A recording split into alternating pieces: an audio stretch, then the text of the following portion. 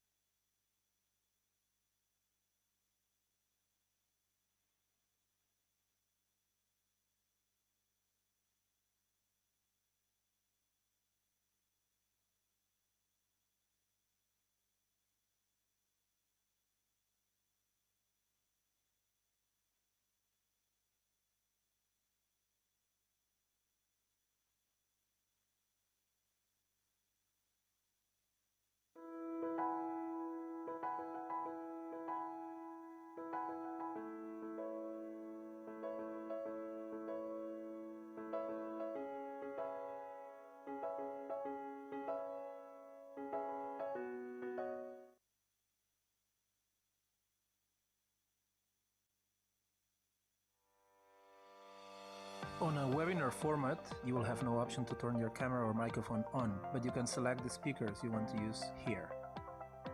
You can open the chat by clicking here.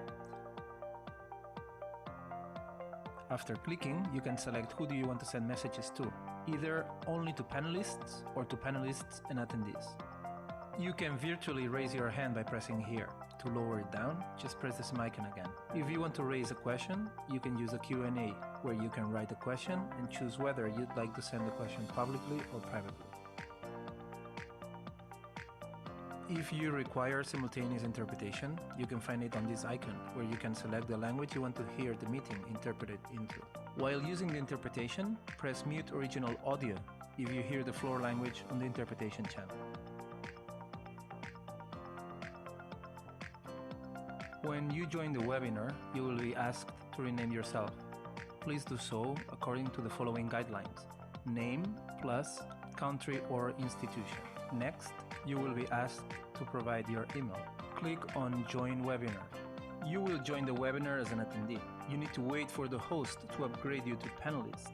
When the host does so, you will be sent out of Zoom and the program will automatically log in again, this time as a panelist. The main difference between attendee and panelist on a webinar is the fact that you will be able to control your microphone and camera. You can mute or unmute yourself.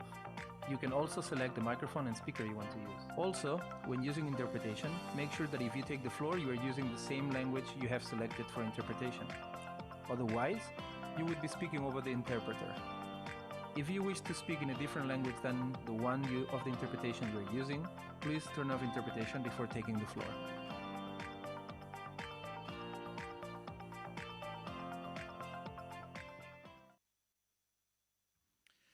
Good afternoon, everyone, and welcome to this forum on innovation and employability, innovating the academia-industry linkage in the Mediterranean.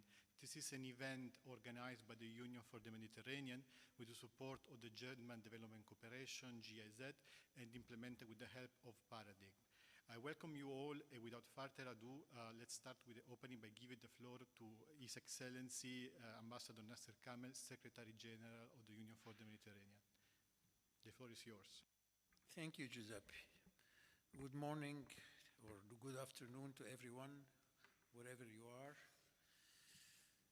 I would start by greeting our VIP and all attendees, especially the Honorable Minister Maria Cristina Messa, Minister of Universities and Research of Italy, and Dr. Dia Al-Din Arafa, Secretary General of Higher Council for Science and Technology in Jordan, and also the representative of DG, RTD, and all the present high-level speaker in our panel and our meeting today, including, of course, our partner in this endeavor in GIZ. It is really a pleasure to welcome you all in this opening of this UFM Forum on Innovation and Employability. This is for the UFM the high-level capitalization exercise for a long process. It started actually in 2019, when during our Ministerial on Employment and Labor, who took place in Cascais, the Minister and also university and research centers and startup met together to discuss the gap that we have between the world of academia at large and the world of work. This has led to the creation of an initiative called Reinforcing the Innovation-Employability Nexus in the Mediterranean, that has led to publication, digital and national trainings, and of course, to our meeting today. A meeting that we look at it as a venue for joint reflection and dialogue during what we did this year and what we should do in the upcoming years. And all this is happening, I have to say, thanks to the support of the Development Cooperation Ministry of Germany through GIZ. Ladies and gentlemen, we have been paving the way for a common understanding on employability and innovation in the Mediterranean, because we believe there is an urgency to link employability and innovation as a driver for employment, and we do not actually wish to hide that, unfortunately, one of the main challenges that the Mediterranean experiences is youth unemployment and an economic growth which is not reaching yet our level of ambition. More worryingly, graduate unemployment is among the highest in the world, reaching 25% in some of our countries. So it is clear to us that any recovery plan or green and digital transition need to put youth, skills, and employment right at the center of what we do in order to succeed. It is a lesson that we have learned since long time, as we all know that universities have traditionally been a tool of social mobility. They've been contributing to create strong, prosperous, and successful societies across the world. And right now, we have more than 30 million university students in the Euro-Mediterranean, upon which we can count on for fostering sustainable growth and innovative local economies. At the same time, the tasks which society are giving to local universities and research centers are growing more and more, especially in their outreach towards local development and contributing to their what we call third mission. Whereas we know that academia has a great role to play when it comes to new careers, new quality jobs, new innovative startups, and new skills for Mediterranean enterprises, we need to avoid what we call a task overload for our higher education systems, already impacted by the pandemic.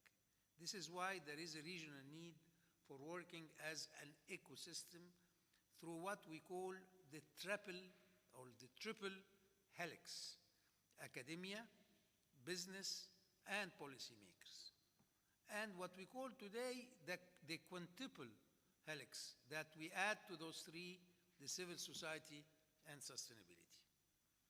If this continued dialogue across sectors is facilitated and we stop silo approaches, meaning approaches that are isolated from each other,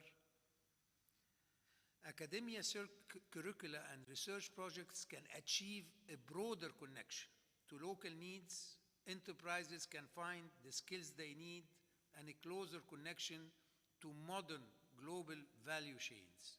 And also, governments can support youth employment rates and the innovation of their economy. It's indeed a win-win solution for these three sectors, if you will, for the benefit of all, and especially our Mediterranean citizens. I dare say that our region could be and is a best practice.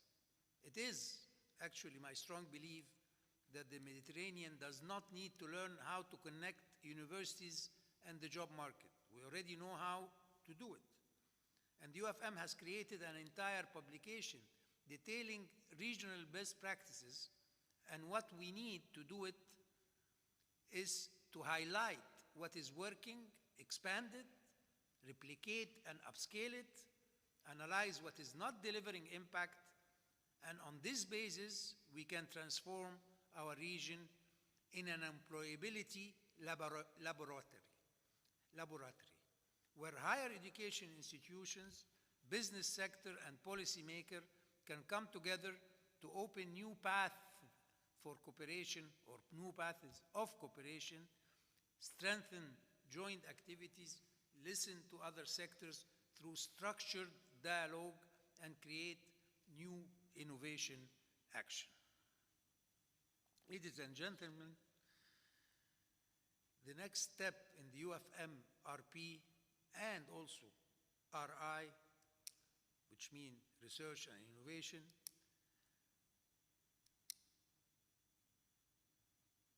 are important. And this forum is coming at a very timely moment as we are in reflection phase in preparation of our UFM Ministerial Conference on Research and Innovation, which will take place next year in 2022. Therefore, I'm extremely thankful for this high-level participation that will help us reflect on how to cooperate more closely together. And I would like to express my thanks to all our partners that have made this initiative possible, namely BMZ and GIZ, the Commission, and all the high-level participants for their support in terms of making this forum a reality. Please allow me to conclude by saying that the UFM wishes to continue working on the academia-business interaction as a driver for innovation and economic growth, and I count on your enlightened reflections today for preparing appropriately for the follow-up. Thank you very much, and I wish you a very successful and productive meeting. Thank you very much, Secretary General, for this stirring introduction. Now, please allow me to give the floor to our next speaker for the opening, Regine Coleman, Director of Regional Division in North Africa at GIZ. So, Director, the floor is yours.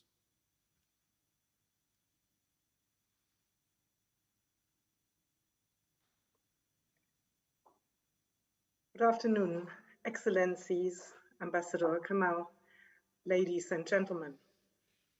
A warm welcome also from my side to today's UFM Forum on Innovation and Employability in the Mediterranean. As the UFM Secretary General, Mr. Nasser Kamal, has just said, this forum is the culmination of a number of workshops, actually of a longer process for the UFM Secretariat and its partners. And it dived deeply into the subject, which is also our subject of today. The workshops, I believe, provided a valuable space for practitioners and researchers from both shores of the Mediterranean to investigate the cooperation between education institutions, industry, civil society organizations, and policymakers. In the framework of the ongoing cooperation between the UFM and GIZ, and that is in the wider framework, obviously, of the German government's support to the cooperation, we as GIZ are particularly happy to support the UFM in these activities. Not only are education and employability in the Southern Mediterranean a priority of the work of GIZ more generally in the region, but it is also because of employability of university graduates being a real challenge, which requires the combined resources of expertise and the joint commitment of a larger number of actors, which we happily support. It has just been said by Ambassador Kamal, although young people in the Southern Mediterranean are the most educated generation ever of the region, young graduates, especially in North Africa, experience the highest level of unemployment among higher education graduates in the world.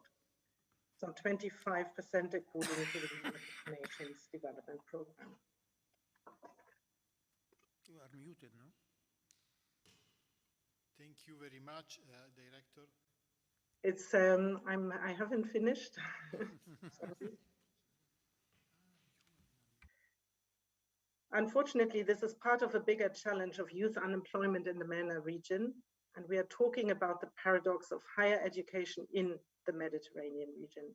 Why do the most educated young people struggle to find employment, or better to say, decent employment?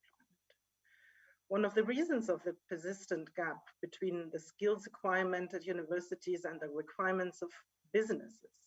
More than 30% of enterprises in some Southern Mediterranean countries have identified labor skill levels as a major constraint to hiring. This creates a lot of frustration, obviously, and hardship for everyone, for graduates who struggle to find employment despite their good education, for businesses which do not always have access to a workforce with the needed skills, and for governments because the public sector cannot absorb the high number of graduates. Social systems are under pressure. COVID pandemic has obviously aggravated this situation in addition.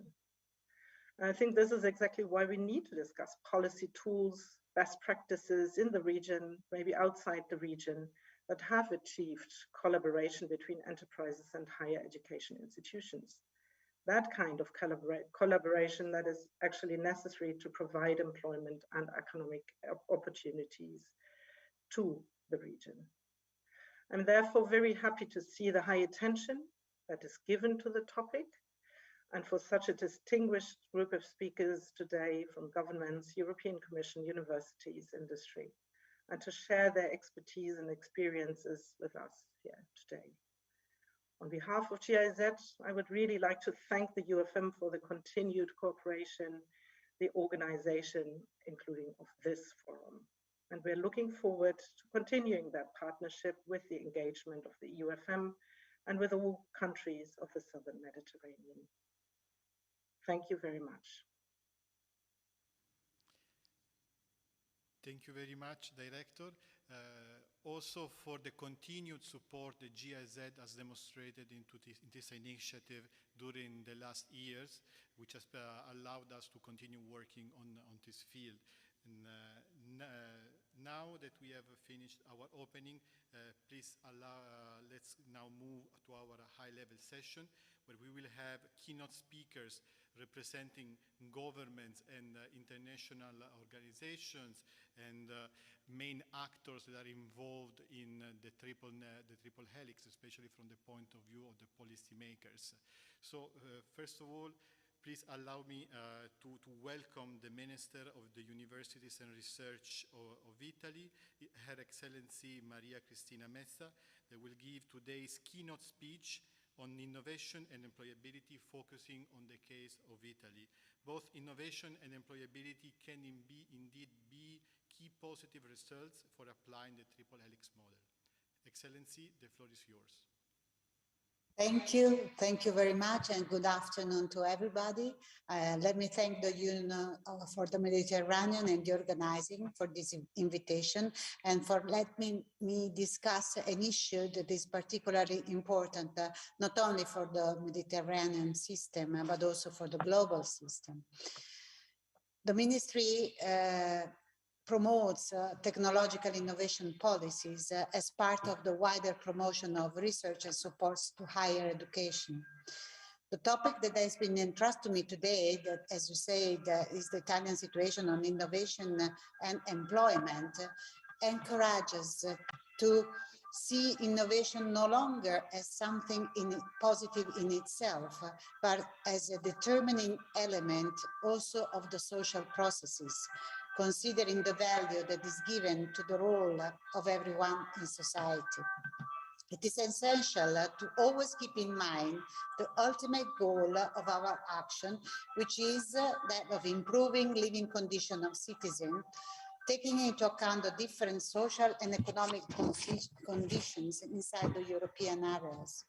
One of the challenges that we face is training useful skills to plan and manage the digital and ecological transition. In fact, it is one of the great challenges of our times, especially in a context in which both the health and economic crises are contributing to accelerating change. This was indeed one of the themes at the last G20 research ministerial meeting chaired by Italy. As we know, significant innovation processes, such as those that are related to technology, generate in the short term a loss of jobs. However, if well guided, they determine the generation of new productive sectors, new markets, and new demand. The essential aspect that governments must take into account is that the processes for innovation and technological change must be accompanied by important organizational changes, by new rules, but above all, by new learning processes. If the transformation processes are well regulated, their impact on economic growth and employment can be appreciated in the medium-long term. Due to the importance that is attributed to training as a necessary link between innovation and employment, we need to bring the academic world closer to digital transformation. The central question that all countries should all ask themselves is how the university and the education system can continue to promote social cohesion, a substantial economy, the development of talents, and the cultural growth of society in a world that is characterized by digital technologies. I believe the university must play an essential role in the process of classifying new skills, according to the studies which are carried out and updated on how professions and skills are changing. I think that it is necessary to update their classification, even if in some cases it is necessary to overcome resistance from some categories. For example, let's think about how some jobs could be transformed with the full application of blockchain technologies. We also think about how professionals such as cybersecurity experts can suddenly become so valuable that it is not possible to satisfy the market demand. The objective we must aim for is to improve the overall quality of work, which is gradually emerging. Therefore, all the new jobs deriving from innovation must be accompanied by training, avoiding to leave behind the people who had learned exclusively through self-learning processes. Above all, digital technologies will contribute to building an open ecosystem for an ontologically interconnected world. Therefore, if we really want to drive the process, we need to think as a system, especially in the Mediterranean area, where exchanges and mobility will be more and more frequent, sharing values based on transparency and reliability. In that context, let me underline how we believe in the initiative Sustainable Blue Economy European Partnership. The Mediterranean area must be a great laboratory of ideas, innovations, and skills. The two sides of the Mediterranean are characterized by a large number of young people who ask universities for skills useful for jobs in the global context. Our challenge, and I like to highlight in this event promoted by UFM, is to create a strong link between the Mediterranean countries based on a common vision of the future, on a solid and fair solidarity, and on an ambitious goal, that is the construction of new jobs, also able to take advantage of the opportunities of economic and environmental sustainability. This program cannot ignore an increasing active role of UFM, particularly for a rethinking of the economic and educational system, considering that there can be no future if there is no response to the needs of competence and personal fulfillment for our citizens. It is then necessary to put in place initiatives that look to the future and to the reality of economic system. And an internationally recognized skill classification system, for instance, would substantially contribute to improve the condition for both supply and demands of jobs. The period that Italy is going through is not very different from that of our countries in the European Union. The impact of the crisis caused by the pandemic has affected mainly young people and women. The risk that further shocks are caused by the transition policies on which the European Union is focusing has meant that even in the recovery and resilience plan, great attention is paid to creation of digital skill, but also to the adaptation of labor in the more different traditional sectors that will have to face digital and ecological transformation processes. In this context, I believe that scientific research can also make a strong contribution. I'm pleased to point out how the project funded under PRIMA can constitute an important step in this sense, also for the ambition to build a new cultural approach to important issues such as water and food. The traditional sectors, which also contribute to social and cultural base of the Mediterranean area, can be considered an opportunity, able to respond to the new needs of the market, such as digital tools and green policy. So we want to look in conclusion to the future with confidence, thinking that innovations are not necessarily penalizing the employment. With regards to Italy, I can say that we strongly believe in the new organizational model that we are focusing on the recovery plan, based on close collaboration between companies, universities, and research centers, and on building ecosystem whose impact on territories can facilitate also the creation of more and better jobs. Thank you for your attention.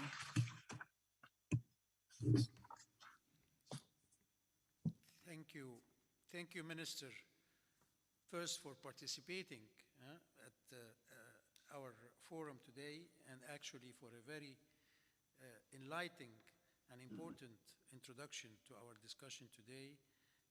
I really appreciate your presence among us today. And now I will move to the next speaker, Dr. Din Arafa, Secretary General of Higher Council for Science and Technology of Jordan.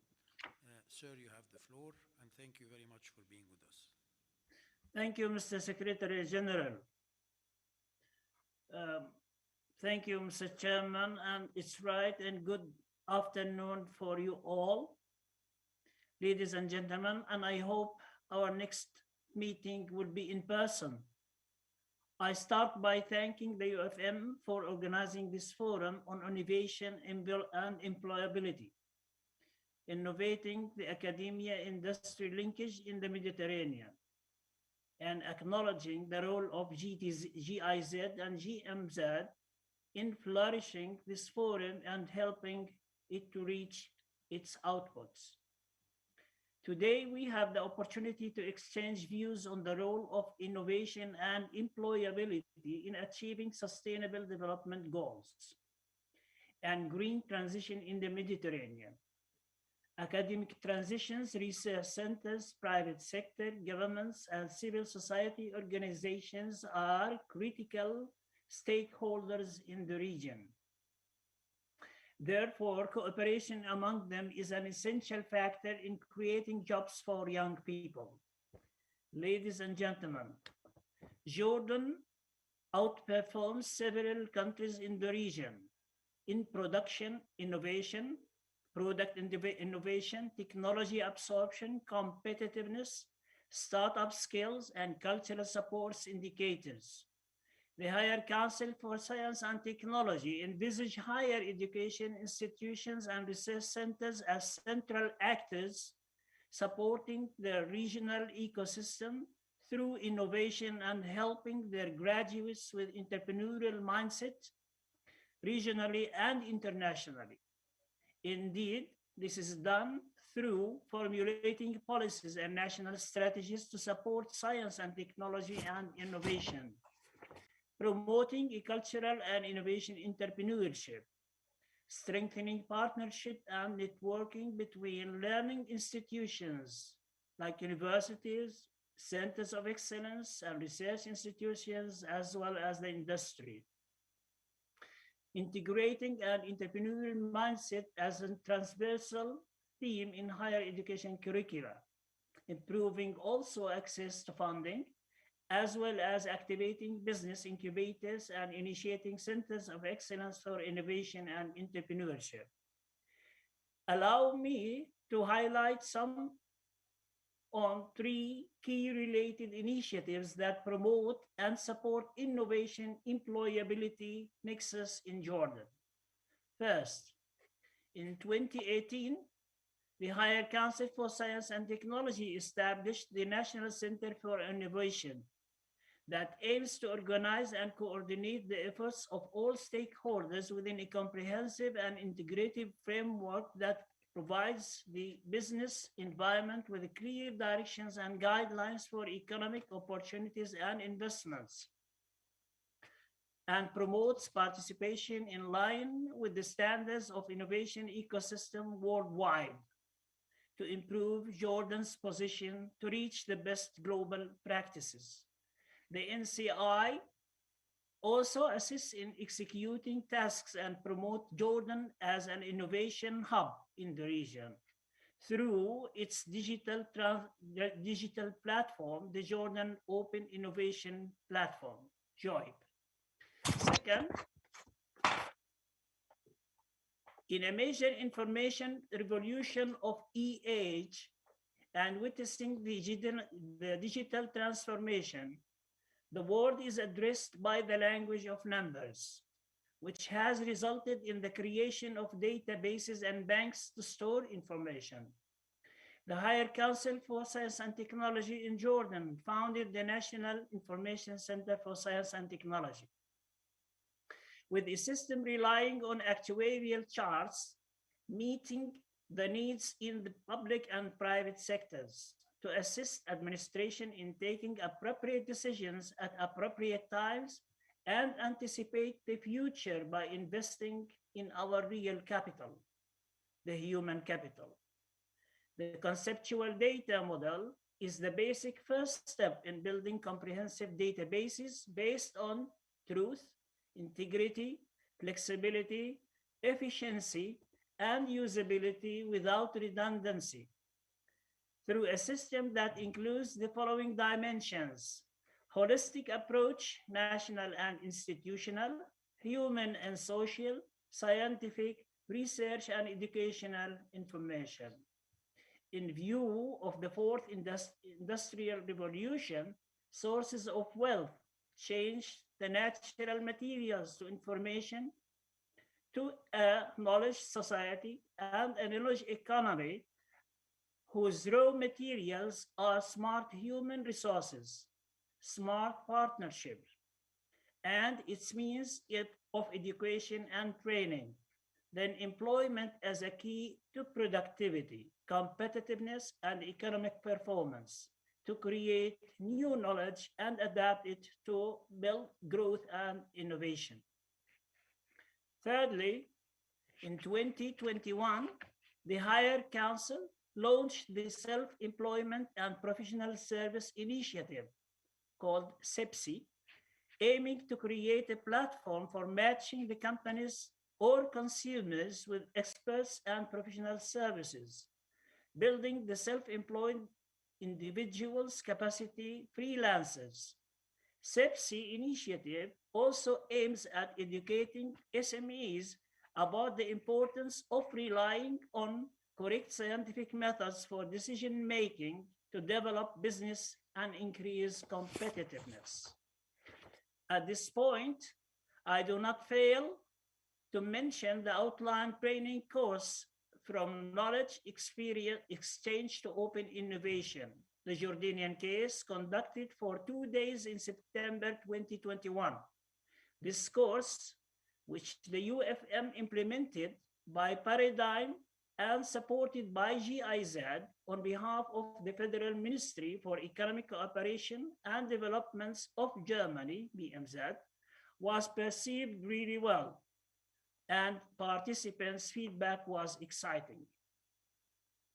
The training provided participants with a theoretical overview of both the Triple Helix model of innovation between academia, industry, and government to promote economic and social developments, as well as the knowledge triangle model that consists of research, education, and innovation, and the combination of these two frameworks for creating ties between diverse stakeholders. The training using both models emphasized interaction between sociosphere, econosphere, biosphere, and the technosphere, using a multidisciplinary approach and interdisciplinary approach, and merging entrepreneurship with economics and sustainability. The training additionally discussed the move from traditional knowledge transfer towards a more open space of exchange between academia, industry, and policymakers to create an environment that better prepares graduates with the skills they need to address the complex social issues. With examples of best practices in Jordan and elsewhere to strengthen innovative collaboration and move towards a community of practice in the Mediterranean region, with more opportunities to create partnership, intersectorial mobility, curriculum developments, teaching, and learning with potential contributions through applied research, joint projects, co-creation of research centers or laboratories, and patents and licensing agreements, incubation of the startups, as well as teaching and learning and internships. To this end, allow me to close by thanking the UFM for the continuous support and dedication you show to promote research and innovation in science and technology. We will do our utmost to create impact pathways based on creativity, connectivity, complementarity, and collaboration with everybody. In fact, I would say that entrepreneurs and lagging in the region understand the importance of collaboration and collaboration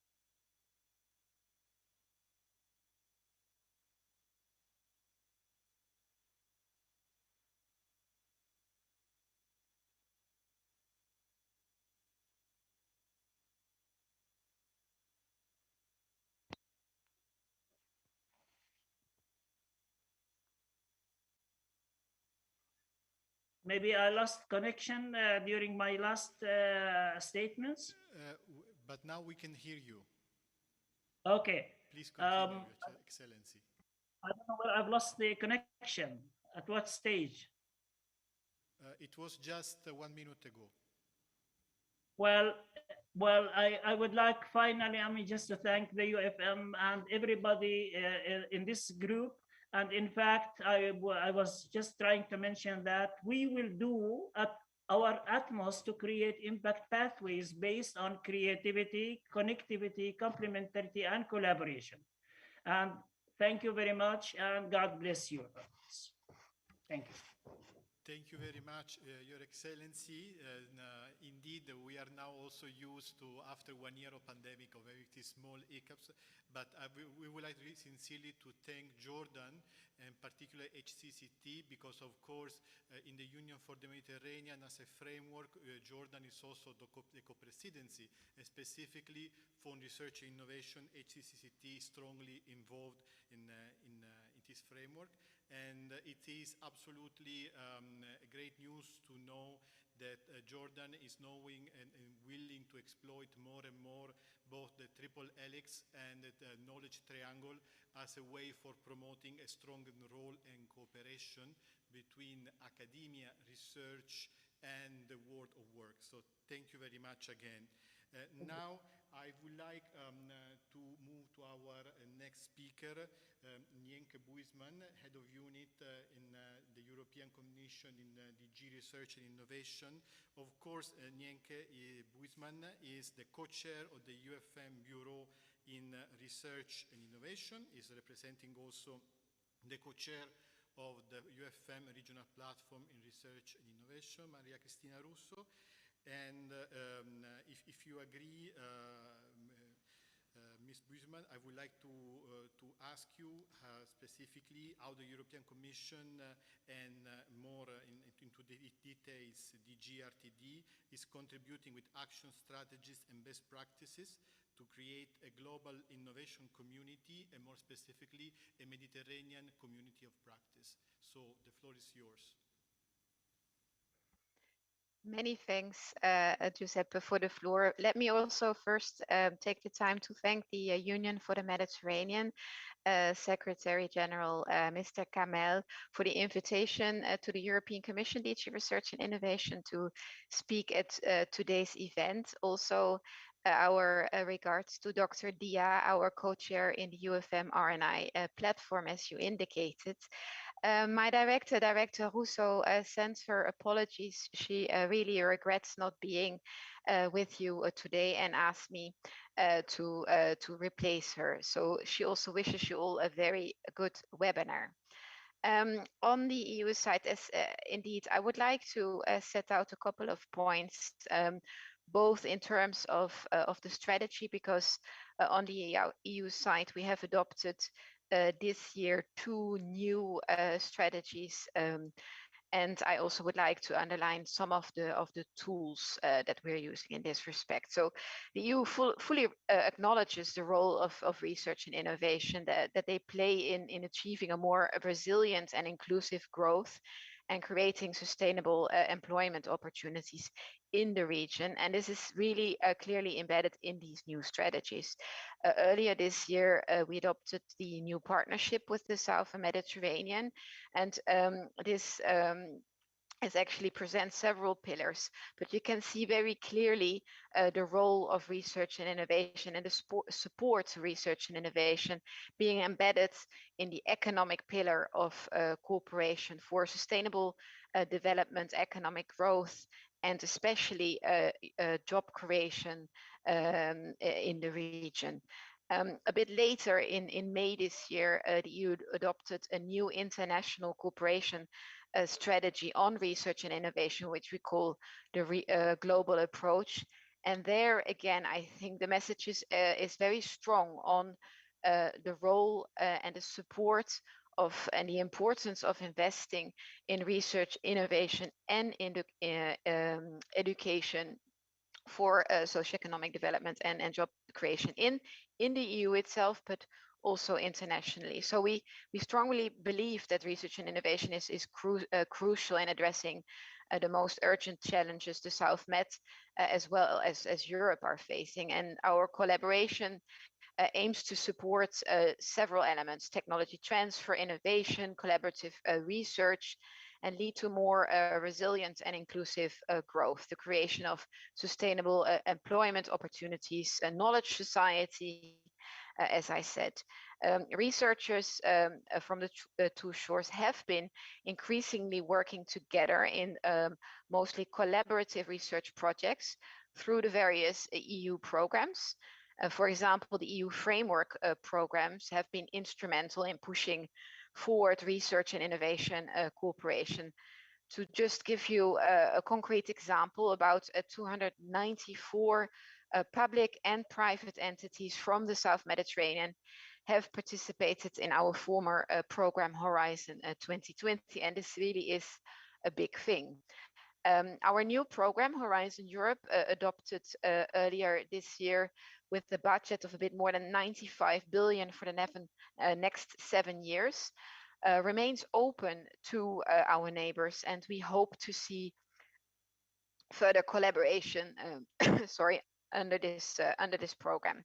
You of course realize that research and innovation cooperation is underpinned and only enabled through supporting capacity building and education, and supporting the 3 pillars is an integral part, if not the most important part, of achieving sustainable economic growth and employment. And I would like to highlight that the diversity of EU instruments allowed our partners in the region to cooperate with their EU counterparts in various areas, and including engagement of stakeholders, including policymakers, civil society, researchers, innovators, and so forth. Our instruments support capacity building, collaborative research and innovation, supporting startups, as well as mobility of researchers and students. Let me mention 2 examples. First of all, the current flagship program, the Partnership for Research and Innovation in the Mediterranean area, with an EU contribution of 220 million euros, and its contribution since 2019 to building research and innovation capacities and to developing knowledge and common innovative solutions for agro-food systems and integrated water provision and management in the Mediterranean area. And I see Mr. Ricabone is with us today. He will certainly tell you more about the achievements of Prima later today. And speaking about the topic of today's event and the importance of developing exchange platforms that enhance information flows between academia, industry, and policymakers, the EU very recently in February this year launched an innovation initiative in the region with a budget of 15 million euros. And the initiative aims at strengthening innovation through supporting cluster cooperation and startup ecosystems in the South neighborhood countries.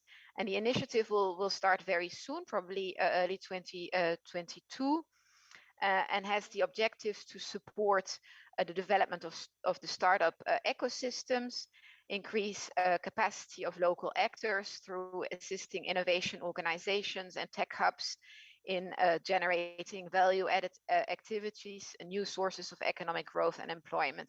And secondly, to support the development of clusters in specific sectors and enhance cluster cooperation with Europe to generate new sources of economic growth and employment.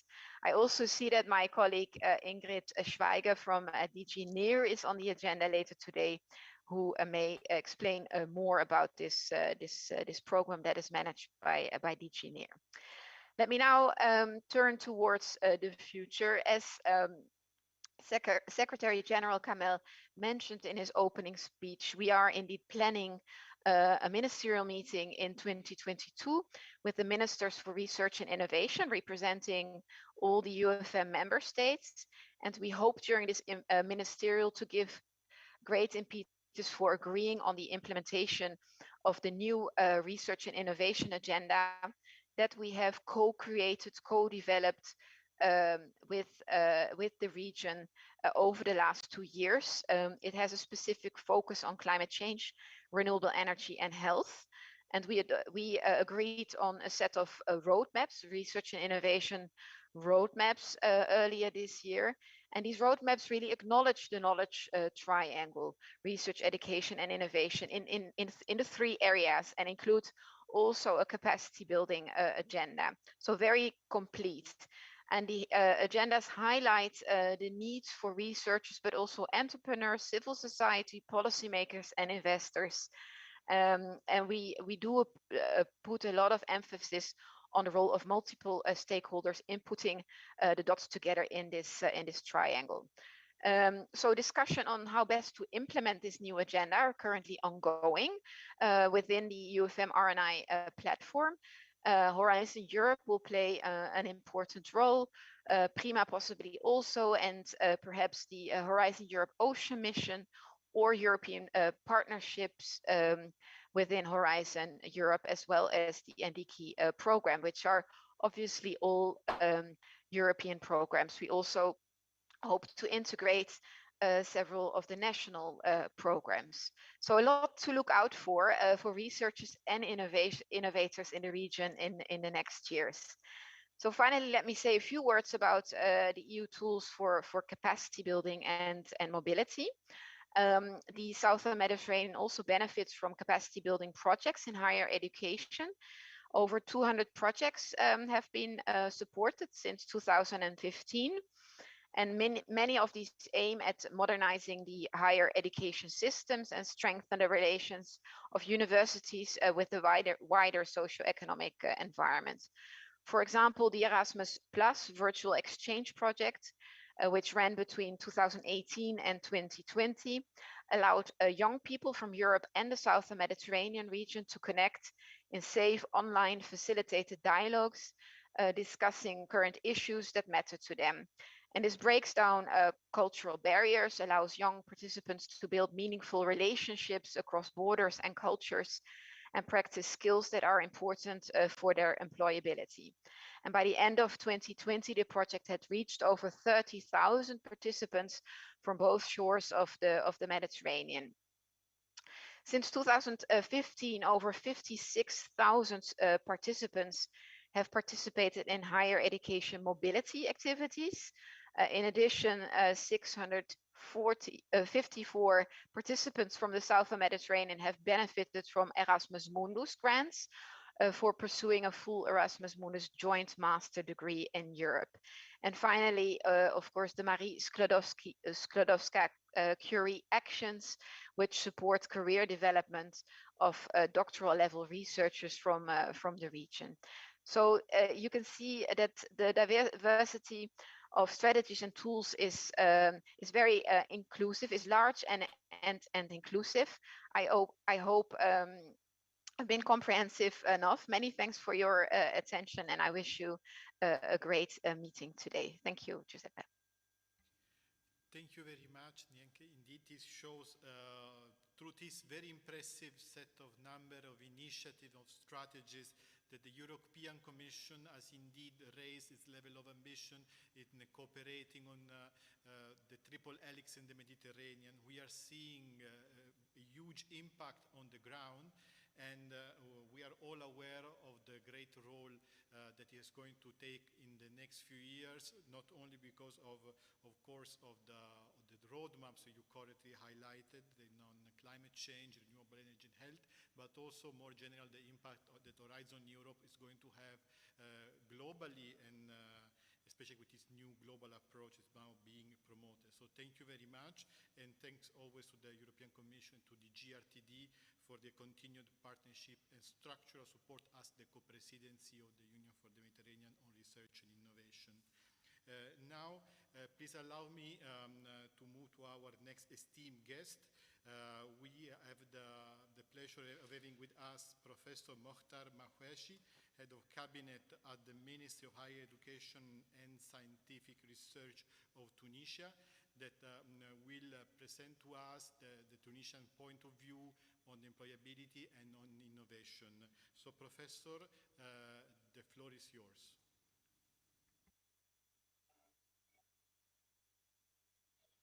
Merci beaucoup.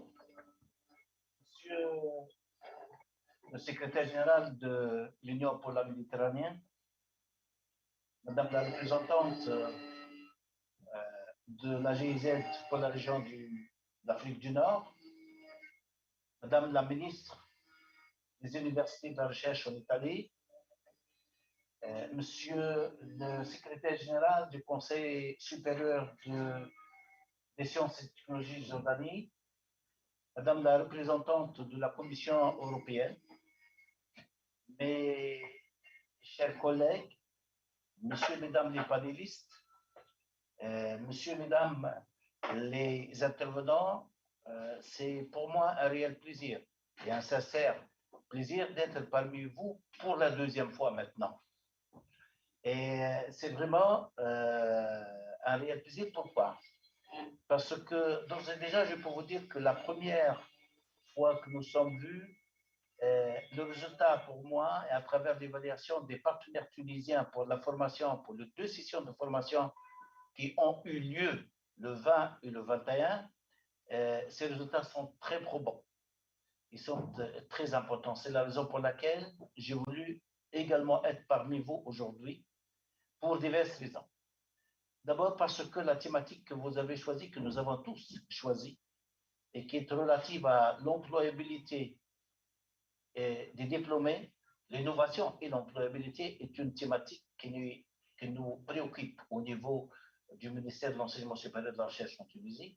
Et je vois à travers toutes les interventions qui m'ont précédé, c'est une problématique commune à tous les pays méditerranéens.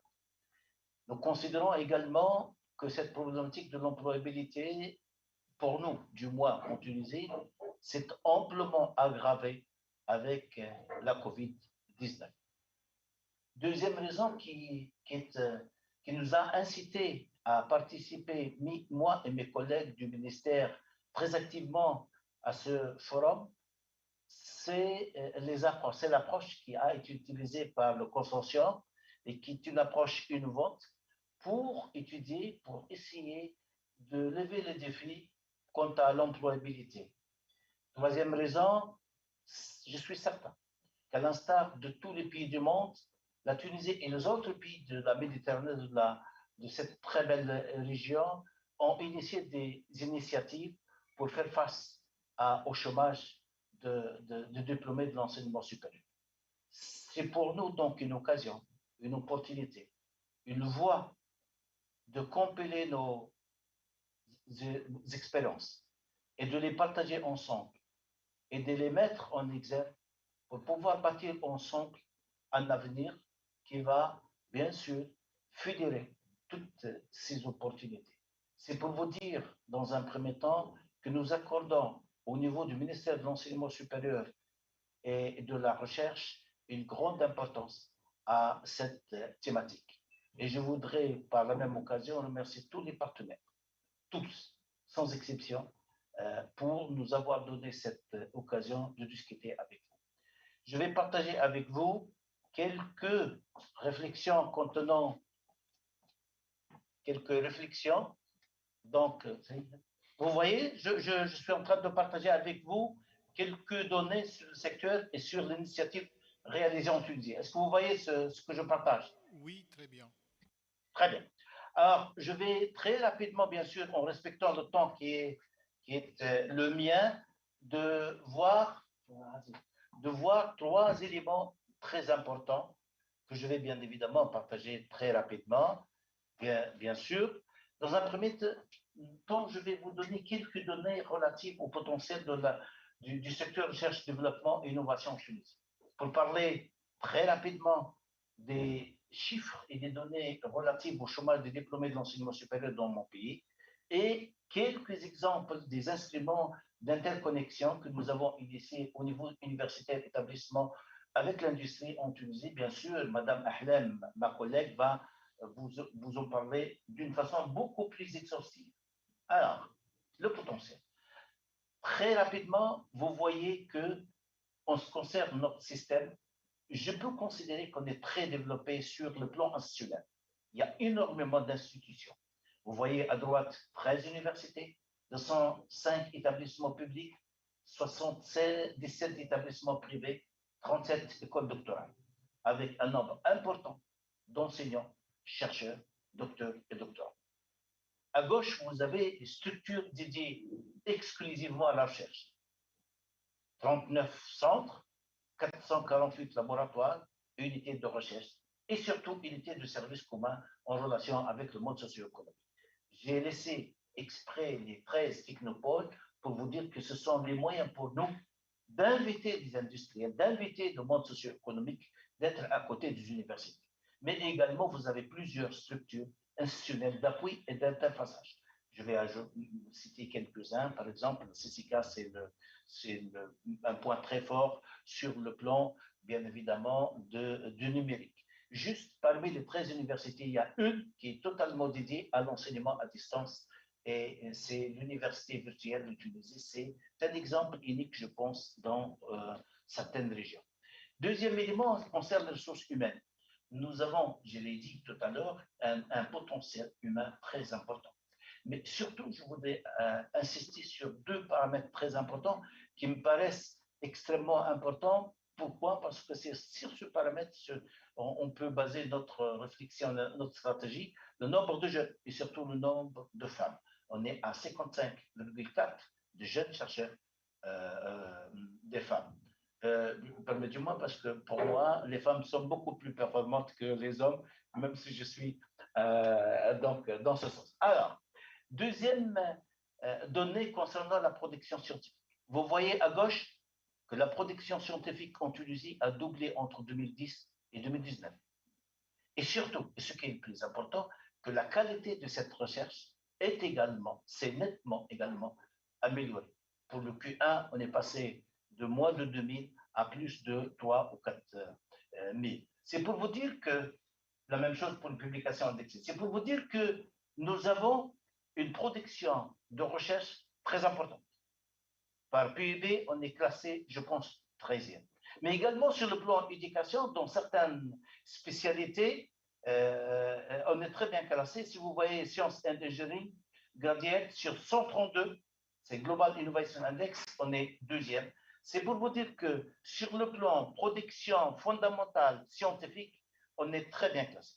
Le problème pour nous, C'est la thématique de cette journée. Vous voyez à droite en rouge, nous avons un très mauvais lien, linkage avec l'industrie. Donc il y a une adéquation dans notre système tunisien. Les scientifiques produisent énormément de savoir, mais est-ce que ce savoir est dirigé en priorité au développement économique et social de la société? Si oui, pourquoi il n'est pas très utilisé par le monde socio-économique? C'est la question. Et je pense que l'approche des Triple Helix que nous sommes en train de voir ensemble est une opportunité pour nous pour mettre à niveau ce lien et cette relation. Alors, nous avons une très bonne des programmes bilatéraux avec un nombre important de pays. Vous voyez, donc des pays européens essentiellement, mais également de nouveaux pays asiatiques. Ce qui nous a permis d'avoir une grande participation avec l'Europe. À peu près 12 millions d'euros. On est parmi les pays qui ont un taux de succès assez élevé. Pour programme Horizon 2020, c'est l'un des meilleurs programmes européens, bien évidemment. C'est l'un des plus durs aussi. On est à 16% d'acceptabilité du succès. C'est quand même un très bon indicateur de performance. Le Prima, par exemple, vous voyez le réseau de collaboration que nous avons étendu avec nos partenaires, que ce soit européens ou de l'Afrique et du Moyen-Orient, c'est tout simplement pour vous dire que cette approche a déjà une base de relations avec les pays européens, avec les universités européennes, mais avec également les universités africaines, arabes et nord-africaines. Alors, deuxième élément, c'est extrêmement important de vous montrer ces chiffres. Je vais vous donner quelques chiffres qui doivent être donc mis en exergue. Vous voyez, entre 2010 et 2020, le taux de chômage en Tunisie global a augmenté de 13 à 17,4. Le dernier chiffre d'avant-hier, c'est 18,4. Il a été amplifié par la COVID-19. Mais si on prend l'exemple des diplômés de l'enseignement supérieur, le problème est beaucoup plus grave. Il est passé, ce taux de chômage de 23,3 à 30,1%. C'est pour vous dire que vraiment, on est en train de former parfois, donc, dans certaines disciplines, certaines spécialités, des gens qui ne trouvent pas donc, de l'emploi.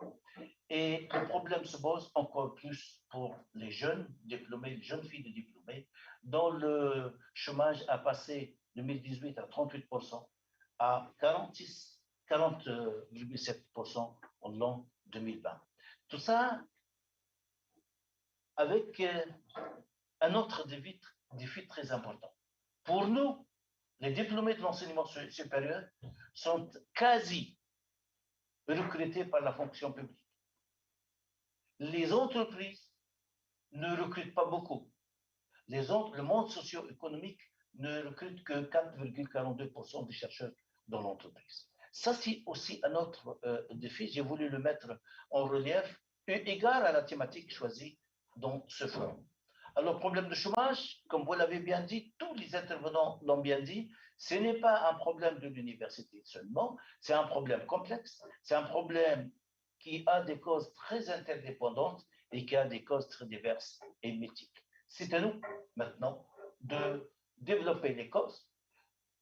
Nous, en Tunisie, au moins, on croit que le plan de développement économique est inapproprié, que la politique nationale de l'éducation et de l'enseignement supérieur est aussi une cause, que la politique nationale de la recherche et de l'innovation est aussi une cause sur laquelle on peut bien évidemment intervenir, et que surtout la faiblesse des liens d'interconnexion entre l'université, l'industrie et le gouvernement n'est pas plutôt est aussi une cause. Alors les instruments, je ne veux pas vous parler de plusieurs instruments que nous utilisons, que nous avons initiés dans le domaine de réduire, pour réduire le chômage en Tunisie. Je vais parler de 2 ou 3. Madame Ahlam va certainement vous parler avec beaucoup plus de détails. Madame Ahlam va certainement vous dresser une liste beaucoup plus exhaustive. Je vais parler d'un mécanisme qui trouve beaucoup de succès en Tunisie, c'est le Startup Act.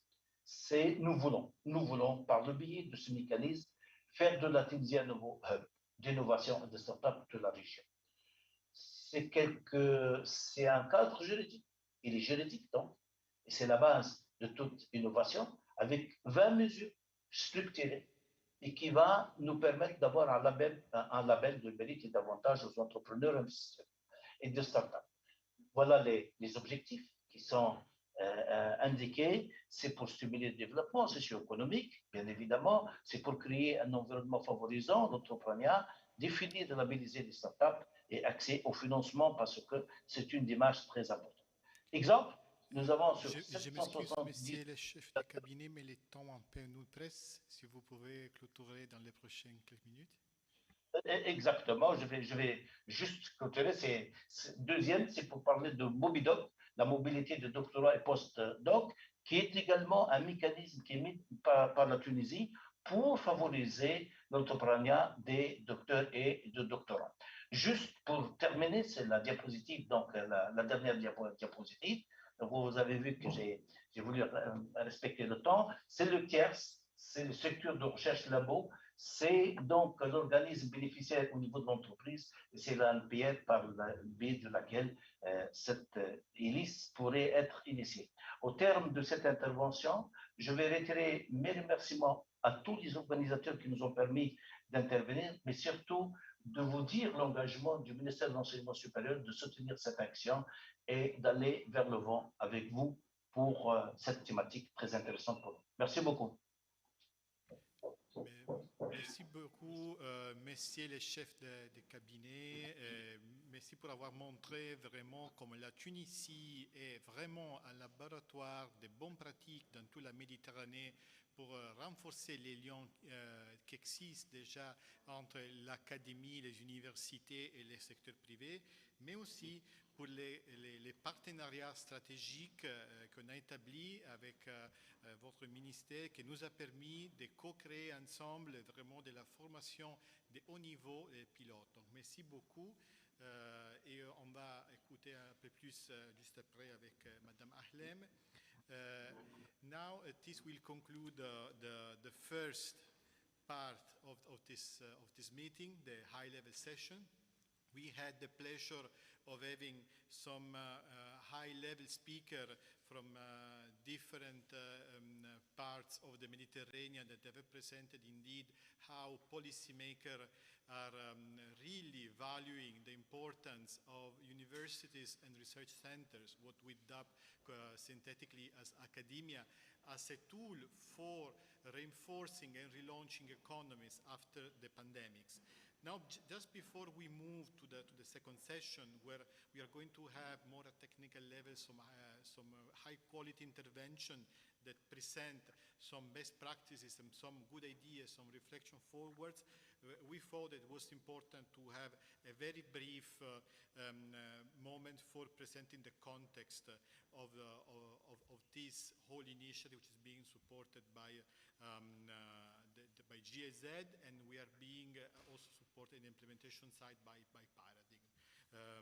So this initiative, this meeting today is part of this bigger initiative which has been started as presented by the UFM Secretary General 2019 as a side event during our ministerial declaration conference on employment and labor that met in Cascais, and as a follow-up when we met both as Ministries of Labor, universities, startups, and many important stakeholders, it was decided to launch a new initiative called Reinforcing the Innovation-Employability Nexus in the Mediterranean. I am joined today here by Dr. Nina Volet, who is going to present synthetically now the methodological approach that we have taken in devising some concrete actions. Just as a short presentation, we have prepared last year, also thanks to a very rich steering committee where international banks, institutions, countries, and universities have participated.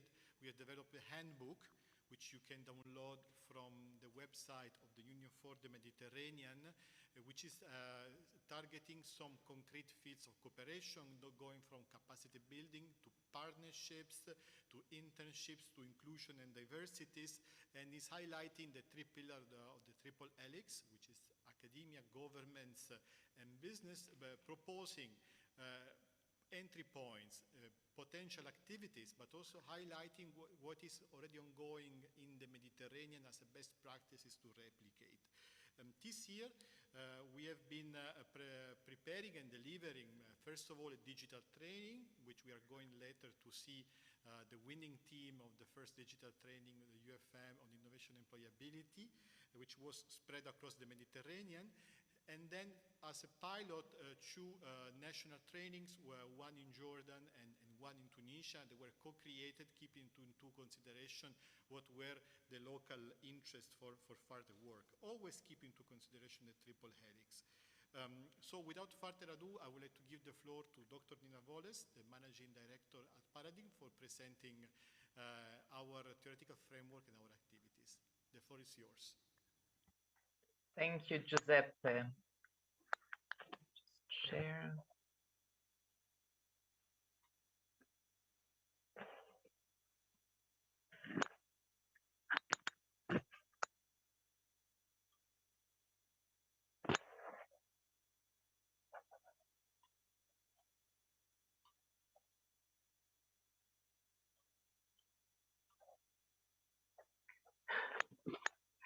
Just 1 second, the Zoom bar is on my...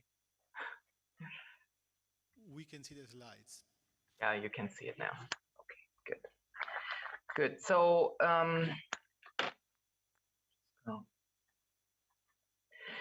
thank you, Giuseppe. So we have heard a lot about the Triple Helix. So I will introduce the lens that has accompanied us in the work with UFM over on the innovation employability nexus of the past 1.5 years, and why a model. The Triple Helix of innovation is a theoretical model of framework, and it can help us simplify and visualize something that is complex. And it supports the communication of ideas and provides a common language. This is why we chose last year to use the Triple Helix as a model to guide this initiative. So the model has attracted considerable attention as an integral policymaking tool to enhance innovation and promote economic development. It advocates strengthening collaborative relationships between academia, industry, and government to enhance innovation, and explicitly acknowledges the importance of academia for innovation. It also recognizes that only if these three spheres, academia, government, and industry, work together and share overlapping innovation and consensus spaces that allow for bilateral and multilateral relationships, can there be sustainable economic and social development on a systemic scale. Now, the model was first developed or theorized by Etzkowitz and Leiersdorf, but there have been subsequent developments. The quadruple helix, it integrates civil society as the fourth helix, and the quintuple helix, which adds the natural environment of society, and that is ecologically sensitive. So sustainability therefore becomes a major driver, and I think we can see that very well in many of the projects that are happening right now. But to simplify, we will refer to the map model as the triple helix. Now let's look at the triple helix a bit more in detail. So you see how it's moving from the left from the static triple helix to the right to the interactive triple helix. And what is important, and as you move from the left to the right, the collaboration increases and the system becomes more innovative. And it's really too important to understand that, to understand where you stand as an organization, as a region, as a country. So starting out on the left, the static triple helix is typically present in lower income countries. So government plays the major role of steering academia and industry to encourage innovation. Academia's role is to teach, so to provide human capital. We have heard that today, and carry out some research. But research funding is often rather limited. And in this model, government or industry do not leverage the knowledge generation potential of academia. So both teaching and research are rather distant from industry needs, and there is no incentive for academia to really engage in research with industry. So industry is regarded as the national champion. So when we move to the laissez-faire triple helix in the middle, this is typically present in middle-income countries. Academia, industry, and government still operate in 3 different spheres, but they are moving closer. There is interaction. Academia's task is to again, train human capital, and research mainly in form of publications. And I think we all, many of us are from academia. So the papers, publish or perish, very important. So industry identifies the research that is relevant. But again, and we'll skim it, but again, that the interaction with academia will not go that far beyond it. And government is limited to addressing problems that the private sector cannot support. And if we move to the right, typically to the interactive triple helix, so this is typically present in countries with high innovation rates. The 3 spheres interact and collaborate increasingly, which leads to increased innovation activities. This interactive triple helix is characterized by strong bilateral and multilateral relationships between the 3 spheres, and consensus spaces and hybrid organizations that mediate between the 3 spheres. So for instance, a science park is an example of a type of organization that could typically be found in the center.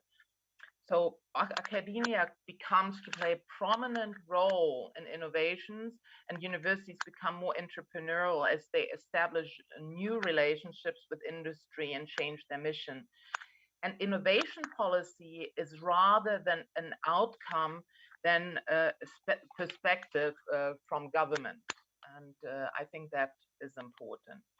So again, very important to understand where one stands as an organization, as a region, as a country, because intervening, just intervening in a standard way might not fit the actual status in which you are. So the interventions need to be aligned with the actual status quo, the situation. Now, so now let's look at it from an industry perspective. So from a company's perspective, companies are under increased pressure to innovate. Companies have always innovated, of course, but if we look at on the left at the more traditional closed innovation models, companies rely to a great deal on their own innovation capacity. And we know that many, the pharma companies, they have their own research centers, IBM, and so on and so forth. And academic research is at the best fed into the system in form of papers and acquisition of patents and so on and so forth. And then it's internally translated into new products and business. So there's not a little knowledge exchange, and we can see the solid boundaries along the funnel. However, as the pace of technological innovations and shorter product life cycles requires organizations to innovate faster, companies are also under pressure to tap into knowledge outside of their own organization. So we see a shift in innovative economics. We see a shift towards an open innovation model on the right, there where the development process has become a very collaborative process with participation of outside actors. So the dots on the bottom, for instance, these could be universities, or hopefully are universities. And by working and by sharing of intellectual property both ways, it's not just one way, and different parties will get different things from that, but you have also actors moving in and out. So many ideas and actors come in, knowledge flows out as well. So, however, what is important, I think, is that this process must be understood by all players and be proactively managed. Not just on, there's a lot of pressure on universities, but universities by now probably understand it up to a certain point. To which extent do companies understand it? These are some big questions, and this requires a certain skill set and the right framework conditions as well. So we can look at this in a little more, bringing back the Triple Helix, and say, as we are moving from the left to the right, from closed innovation to open innovation, the three sectors are coming closer together. And the boundaries of the organization are becoming more permeable. But that also means that we need people who act as boundary spanners or knowledge brokers between these organizations, and that these people have what can function in the different logics. So they have ambidexterity. It's two right hands. They can function in industry. They can function in academia, for instance. Yeah. So again, here we must ask ourselves where we are in our organization, our country, in our region. To close, a couple of key success factors, and there's of course many more, but just a few. I think one of the key things is really taking a strategic approach. So single initiatives without being embedded in an overall strategy and an overall plan might not really produce quite the results we want. Also, the partnerships need to become more strategic. I mean, we need to move away from partnerships between single individuals or departments to organization-wide master research agreements that creates transparency, improves the negotiating position, and encourages a collaboration across silos as well, because they do exist, not just in academia, but also in companies. And I think appropriate framework conditions, the resources, doing these multilateral collaborations cannot just be one more thing among other competing priorities, and incentives on all sides. And I think what we see from the research, what are the incentives for business? Is business at the table? What is in it for them really? Because there is a big forward investment, and then we need consensus and brokerage spaces, the spaces where these actors meet. And I think today is an excellent example. UFM has been doing an excellent job in bringing the three sectors together. And we need to think about how to institutionalize, how to lock in the investment or the change that we've seen, and not to go back to square one once a project is finished. So what we want to see is lateral and vertical capacity. We heard about that from the European Union. We need the right skills that people need to be able to to mediate and interpret between the different spheres. And last but not least, an entrepreneurial mindset. We heard that as well. And this is not an easy one. That's really the black box. And I think here we need to really look very much in depth into the black box of curriculum and pedagogy. Thank you so much. Thank you very much, Nina. In indeed, this Triple Helix approach, this open innovation approach that we have chosen to showcase this cooperation methodology is actually one of the many possible tools that can be used in order to promote cooperation between different parts of societies. But what I really believe it's important here is to highlight is that if we put universities and research centers at the center of any plan for promoting sustainable economic development, for promoting transitions, then they can really become powerful tools for growth in a way that can accommodate many different societal needs. And indeed, and promote job creation. So indeed, this is why the Triple Helix is important, can be used flexibly in different kind of approaches and in different country contexts, but also in our case, as we wish to promote it at the regional level. This, of course, requires to have more dialogues, perhaps more brokerage platforms, in order to allow the different kind of actors or stakeholders to connect. And the Union for the Mediterranean has been active in these last few years in order to promote exactly this.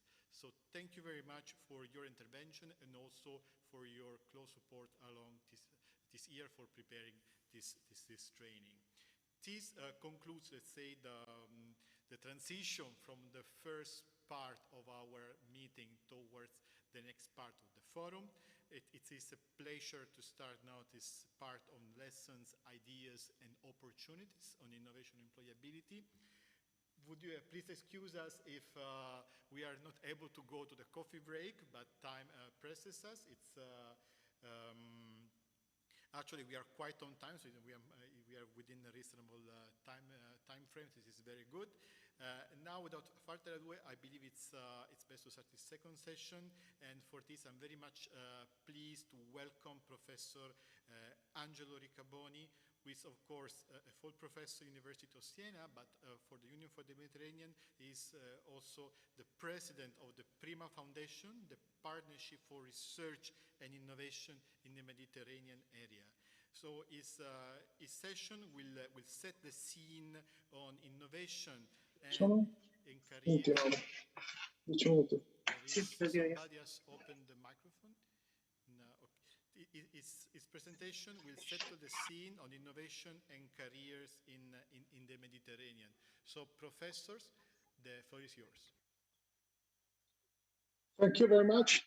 And thanks to UFM for inviting me to such an important venue and opportunity to talk of a very, very important issue, which is the nexus between innovation and employability. And this is a key issue, especially in the post-COVID era, because sooner or later we will start the so-called post-COVID era, and an era where innovation will become more and more important, also because of the challenges related to sustainability. So what we have learned during the COVID, plus the need to tackle the issues related to sustainability, and firstly, the issue of decarbonization, make innovation very, very important. And what we are looking for are new solutions. We need solutions, technological, organizational, and social solutions in order to deal with the new challenges in front of us. But also we need new jobs, because there will be new jobs, new professions in order to tackle these issues.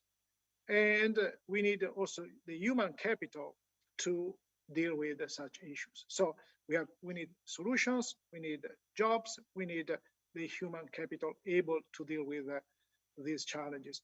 This is true everywhere, but especially in the Mediterranean area, where the consequences of climate change are even worse than in other areas. So our area, the rim of the Mediterranean, is so important as a pilot almost to tackle with these issues.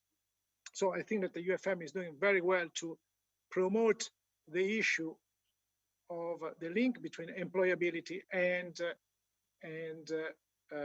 innovation, but also the activity that they are doing is they are very, very useful.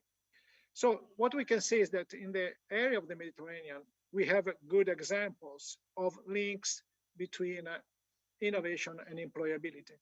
The point is that we need to do more. And in order to do more, we need to understand which are the reasons why we are not able to do all what we like to do. So my intervention will be on this. I mean, which are the major obstacles for a closer link between universities, the world of research, and innovation? Because innovation is not only the production of innovation, but what is extremely important is that solutions are uptaken by communities and enterprises. So what we need to do is not only to produce innovation, and in our countries, we are doing that, but the key task is how to make these innovations taken by communities, by enterprises. So this is the key part.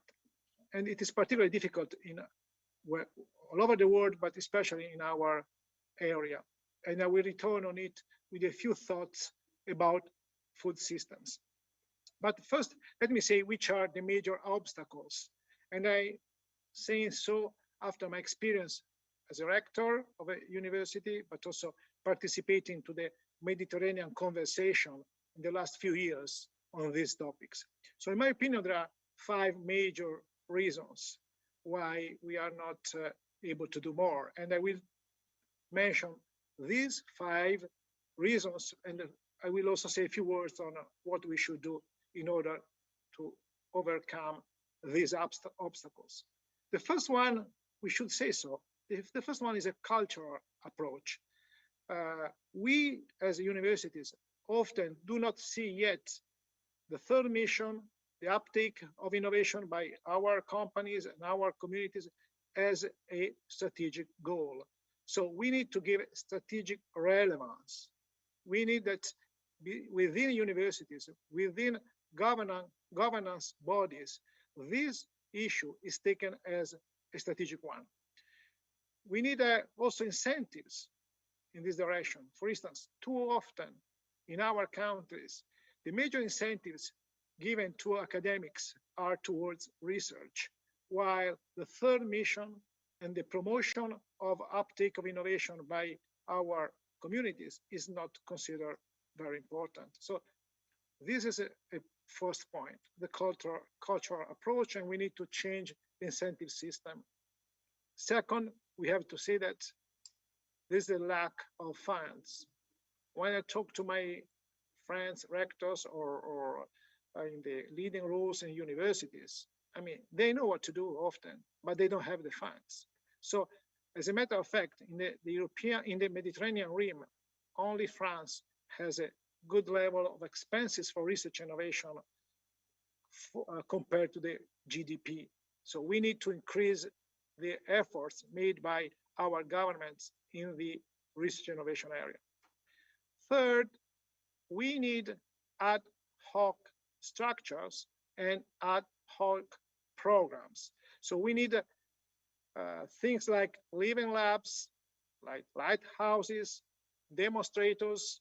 It was said before, we need co-creation, but in order to make co-creation, we need structures devoted to it, but also we need programs devoted to it, like industrial doctorates, like bringing the issue of uptake by companies and communities within our teaching programs. So I think it's very important that there are ad hoc structures, because it is very difficult to ask to do this job to traditional research departments. So we need something which is strongly devoted to that.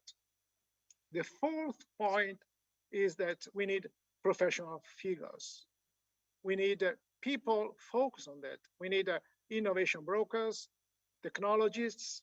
We need people who are not researchers, not administrators, not entrepreneurs, but somebody who is able to talk to universities, researchers, to business and able to match the need. So we need to invest in new professional figures, and we do not have, especially in the Mediterranean, these figures. Capacity building that also UFM is doing is going in the right direction. We need to go in this direction.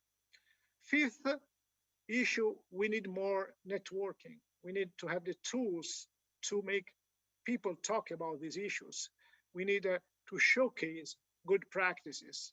And again, what UFM is doing is definitely are good examples, and we need to go in this direction.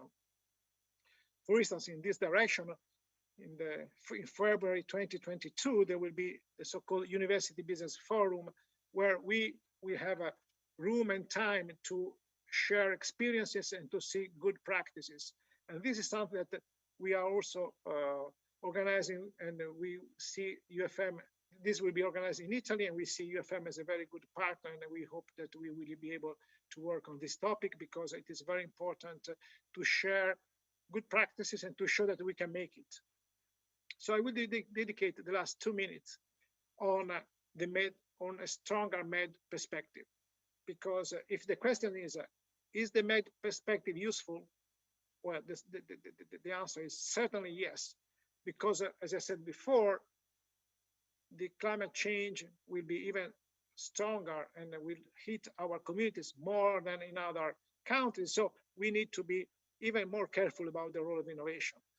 And in the last minute, I would like just to say a few words about the agri-food systems, because it is a fascinating area, the Mediterranean, in terms of food. Biodiversity is very important. We are the cradle of the Mediterranean diet. Consumers all over the world enjoy our food. So now consumers want to see food in line with the sustainable diets. So our food is perfect. There are some weaknesses, because unfortunately, our productions are not always very sustainable. We have a lot of small, medium-sized enterprises, and for them it's more difficult to learn the lessons towards sustainability.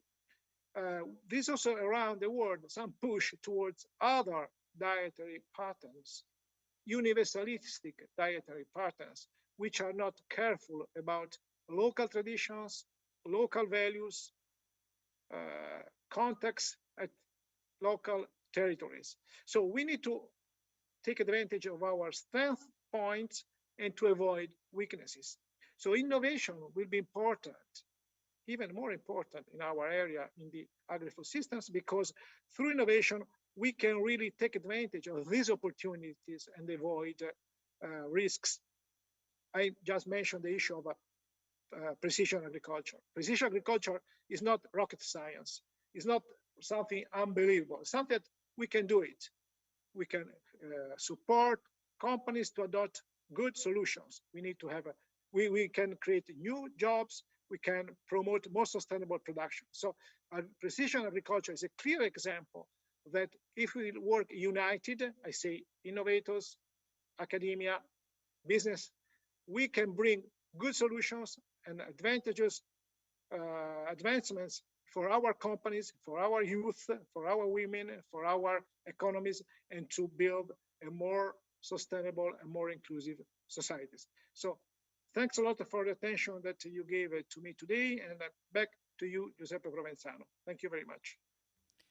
Thank you, Professor. Indeed, thanks for setting the scene. Really, there are so many points which are very much interesting and which we should really take in mind when defining the outcomes of this meeting.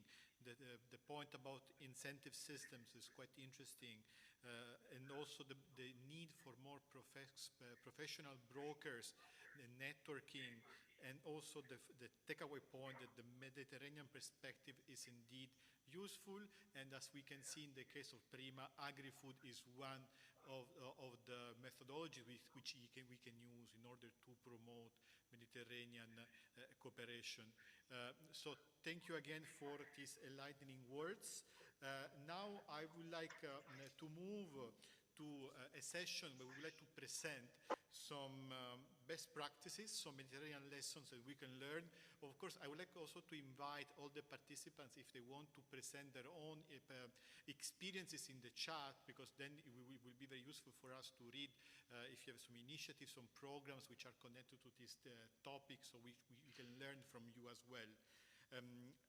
As a first speaker and esteemed guest in this session, I would like to welcome Professor Joseph Al-Assad, who is the Dean of the School of Engineering from the Holy Spirit University of Kaslik. And I would especially to ask Dr. Assad to present and give us his perspective on best practices from the Mediterranean, of course in this case of his country, and based on the role of universities and perhaps also university networks. So Professor, the floor is yours. Hello, good evening. Can you see my screen? Yes, we can. Great then. Effectively, we're gonna show you a small exercise that we have done at our university, the Holy Spirit University in Lebanon, and transforming all the challenges that are facing our country into opportunities. I will show you just before beginning talking about the experience itself. We need to understand a little bit the educational system in Lebanon. Lebanon has been known as being the university of the Middle East for a while, with more than 50 higher educational institutions. But unfortunately, those institutions, all of them are teaching everything. So we lack specializations within our institution. We have too many comprehensive institutions with not enough specialized universities. So on the other hand, we live in a country where democracy has been interpreted in a, let's say, twisted manner, where we lack a lot of professional orientation, and all our students want to go into want to become essentially lawyers, engineers, or medical doctors. So we lack a lot of professional orientation. We have a weak relationship with the job market, since the number one commodity that Lebanon exports is its young people, and have been for the last 20 or 30 years that way. And the research and development opportunities in collaboration with the industrial sector has also been very limited, where we've been focusing a lot on basic research and the main parameter. And unfortunately, we've heard it also this afternoon, the main parameter for assessing the quality of the research is it being published or not? This is why we wanted to do let's say, a cultural shift on this level, shifting from measuring the quality of a research by a publication towards measuring the quality of a research by a product at the end of the day. Unfortunately, from one side, but we will discuss it even further later on, our country have been shaken by a lot of events since 2019. So starting with the appraisal events of October 2019, what some call the revolution of October 2019 in Lebanon, to the continuous lockdowns caused by the worldwide pandemic of COVID-19. Both of them has helped and has pushed our economy that was already standing on the edge, has pushed it towards depreciation, towards, let's say, scrambling to more and more, where we're lacking for strong foundation and essentially relying for a long while on services and commodities.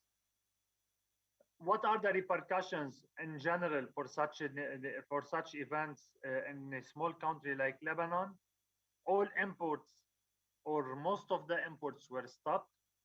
So our economy needed to adapt.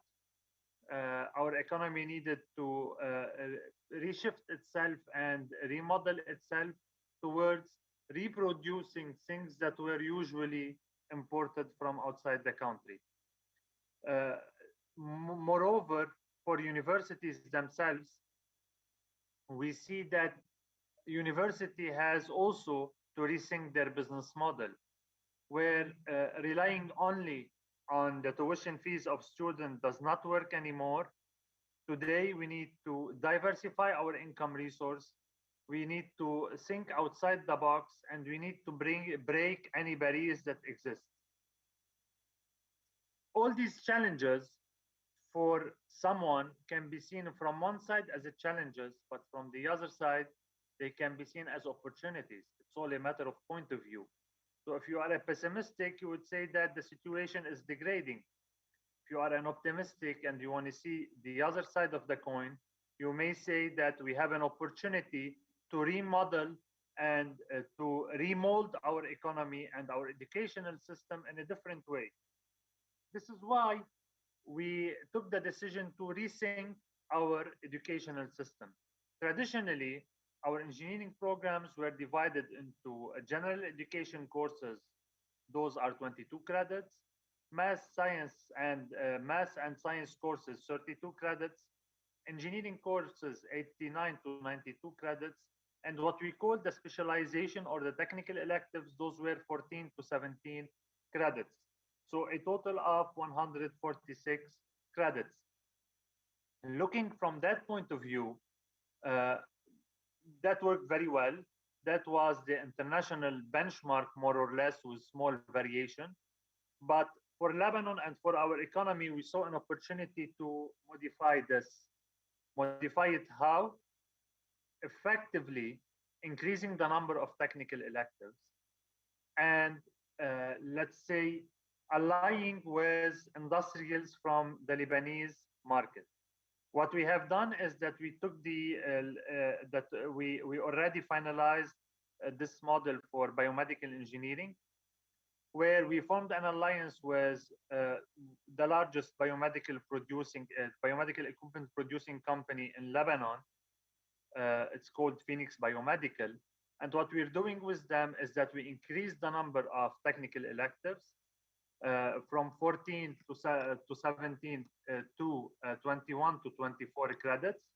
By increasing those, we left a bigger margin for specialization for our students. So we're talking about now 7 to 8 courses. Those courses will be taught not only by instructors from the university, but also they will be taught partly by instructors, but also partly by engineers from the company itself. The lab work will not be only done in the labs of the university, but it will also be done in the factory of the company itself. And finally, all FYP and all research will be redirected from basic research into a more commercialized or product that can be commercialized in the near future. So we have a first success, which is a mechanical ventilator that was produced in collaboration with a biomedical company in response for the pandemic, for the large spread of the pandemic in Lebanon.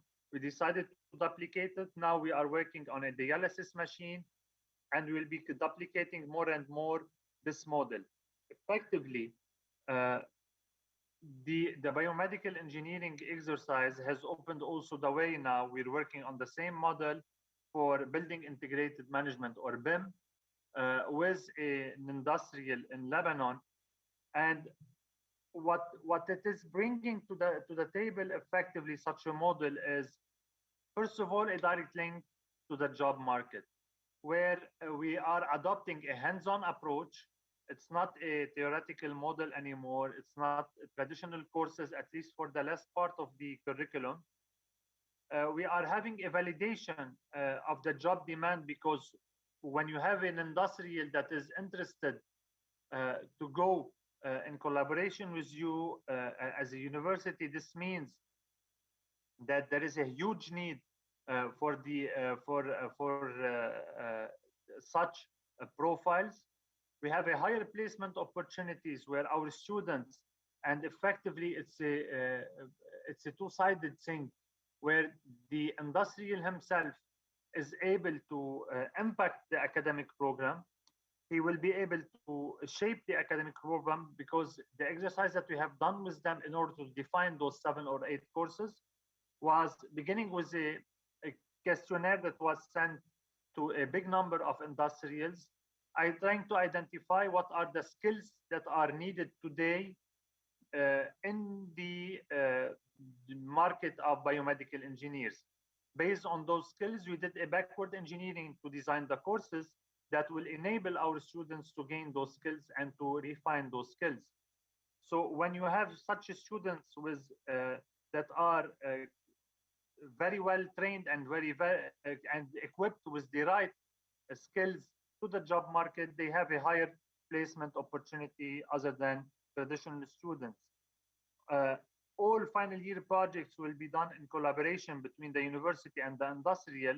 This means this will allow the students to enrich their CVs at very early stages, not to wait for their, let's say, to gain 1 year in gaining their professional experience in an industrial environment.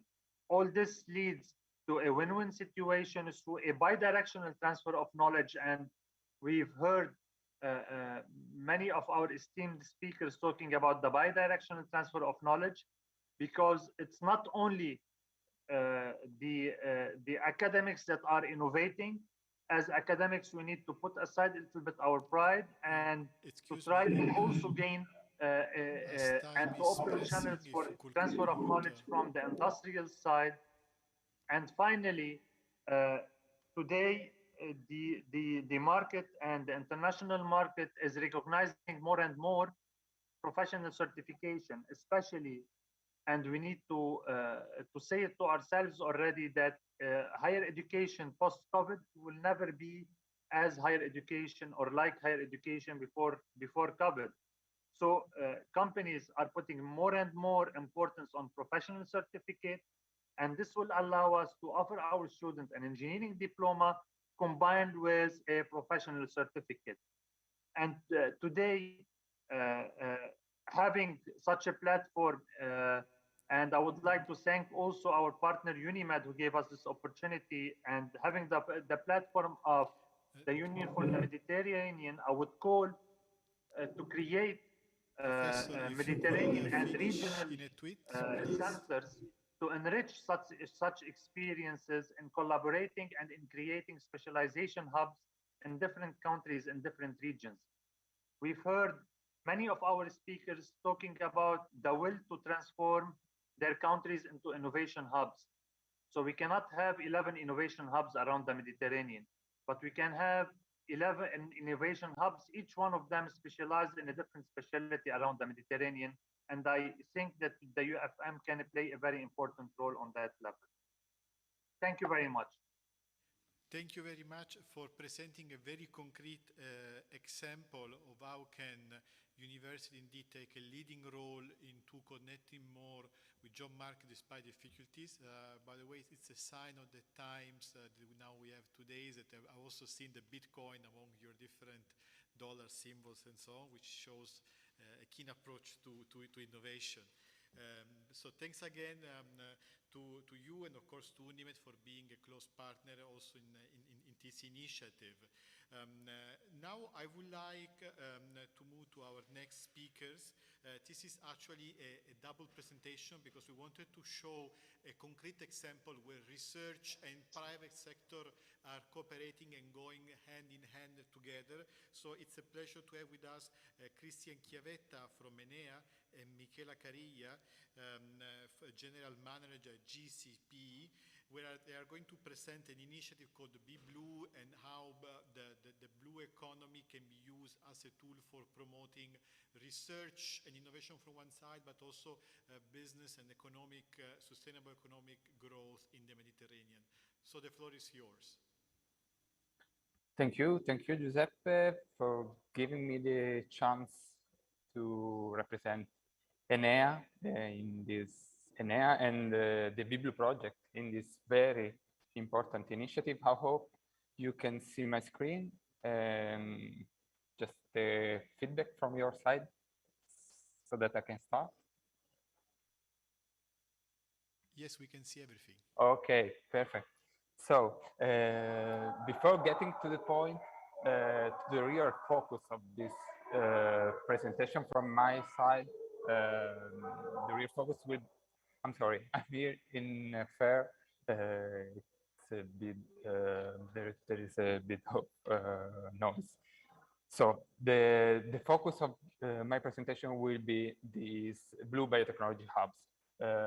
These are co-creation and co-design open innovation space based on the Living Lab approach we developed in this BBLUE project. But before getting to this point, just a few words about the project and about Enea.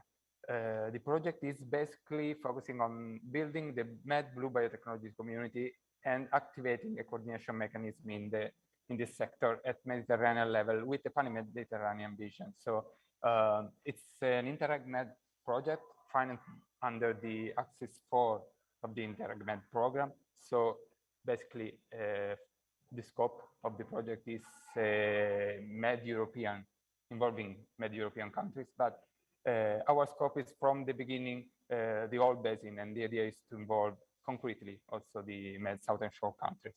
The project is led by Enea and is involving 10 organizations from 8 countries. Enea is a national agency, an Italian national agency, focusing on developing horizontal and vertical solutions to support the transition to sustainable and circular economy.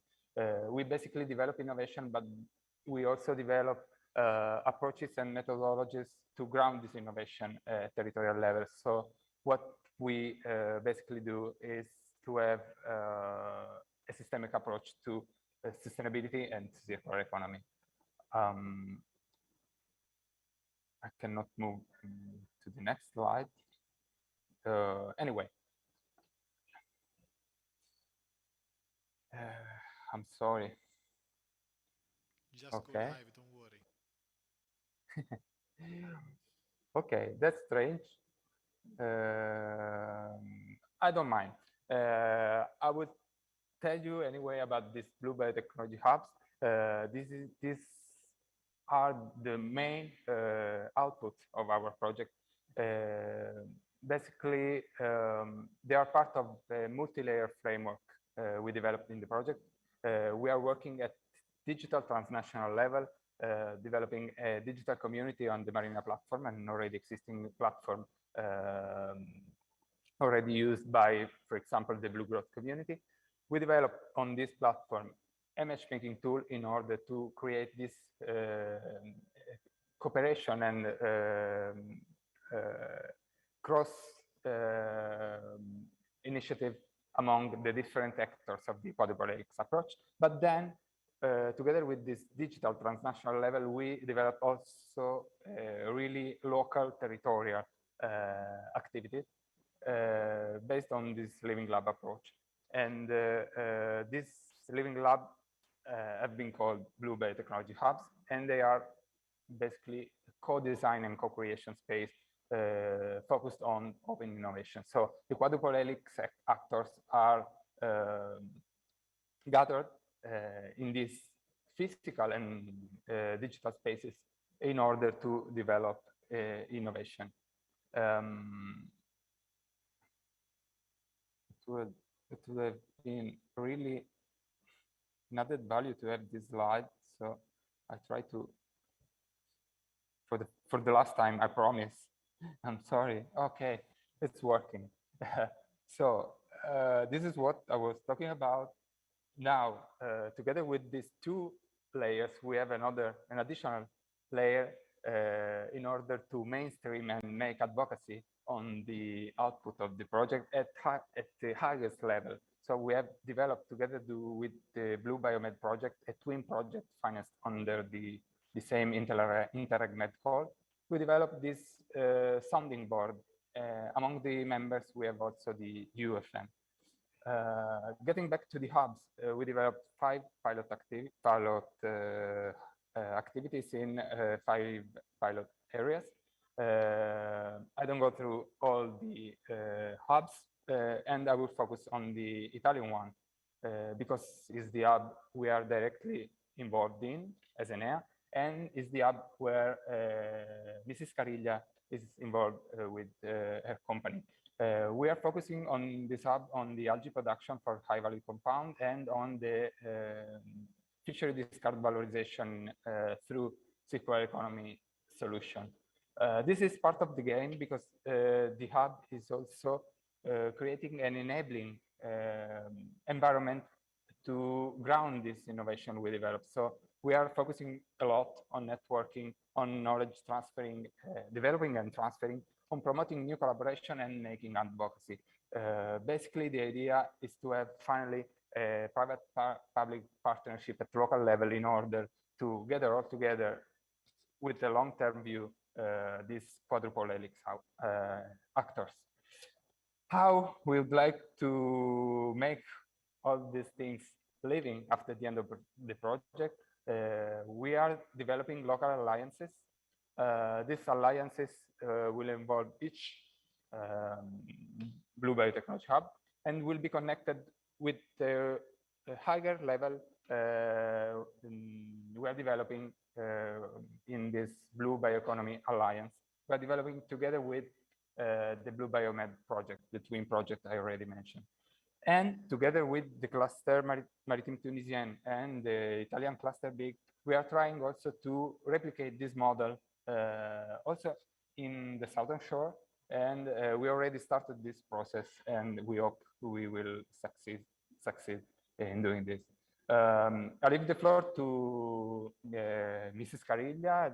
These are my contacts, and thank you for the passion you had, because I had some issues with the presentation. Thank you very much, and Michela, the floor is yours.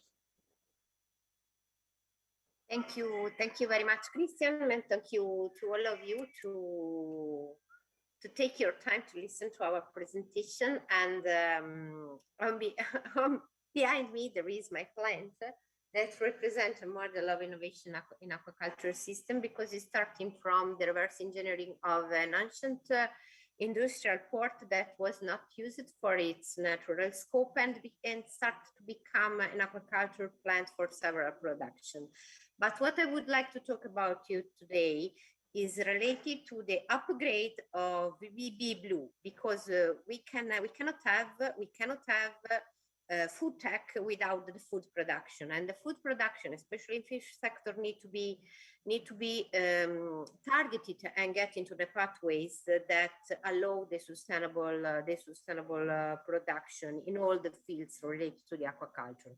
And so today I would like to talk about you, not about my plant that is an available model, transferable and replicable at worldwide level through the reverse engineering that we established, but what I would like to talk about is the let me say the quintuple helix that we created through a small project that I don't know if you can see my screen. Yes, we can. Yes. Okay. Thank you. And what we can develop and that can merge all together our exigencies at Mediterranean level, that is the application of the artificial intelligence to aquaculture as belonging to the family of blue economy, and the cross-fertilization and transferability from agricultural and fishery to a sustainable aquaculture. Let me say through a platform that use an engine of artificial intelligence. I always use this slide because we had all the little fish, and now what?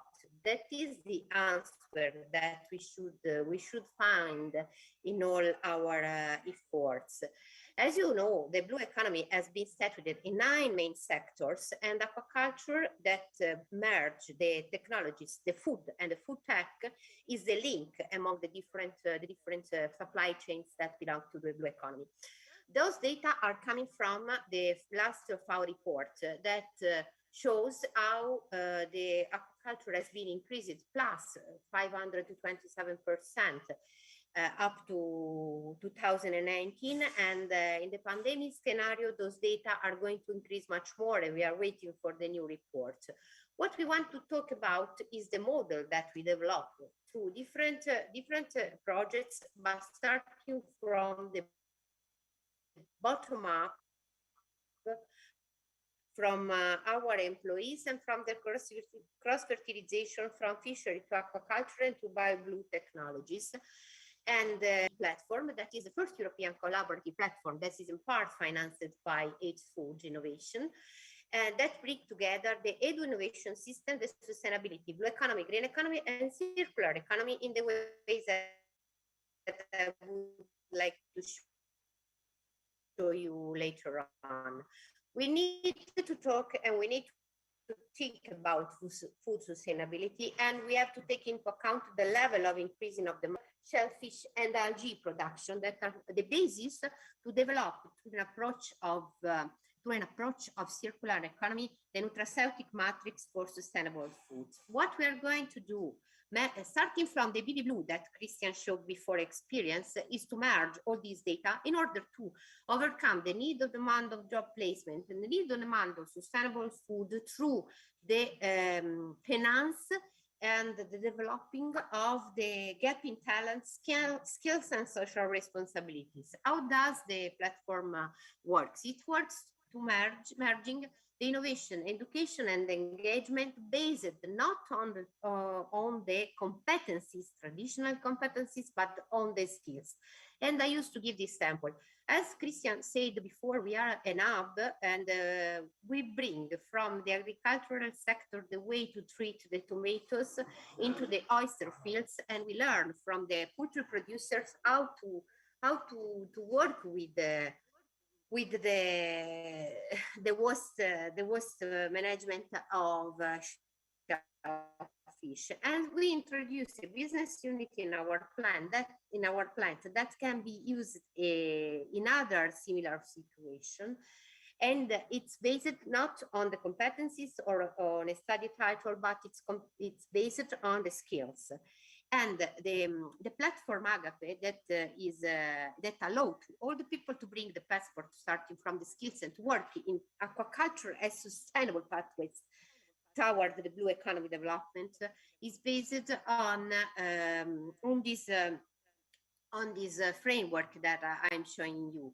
That means the modernization of aquaculture segment starting from the basis through the iDrive job platform toward the human impact workforce still updated and modernized for the workforce that exists, and at world level it represents 5.8 million of employers declared, and it means double if we take into account what is the pathways for and the numbers related to the black workers and so on. It means implementing of workforce. It means that we can have the skill trends for several bodies that are interested to move to the right pathways. All the efforts from the policies and the capacity building and especially the governance buildings. Then the skill maps that are related at single plant, regional skills, regional lead, and in this table, the pathways, the skill service solution, and the tailored solutions. The challenges are related to the blue economy factor to contribute to the global population, and so we have to put the people in the center, and I really hope that we can cooperate starting from the basis. Thank you for your attention, and you have all my details for contacts. Thank you also to Mr. Provenzano for inviting.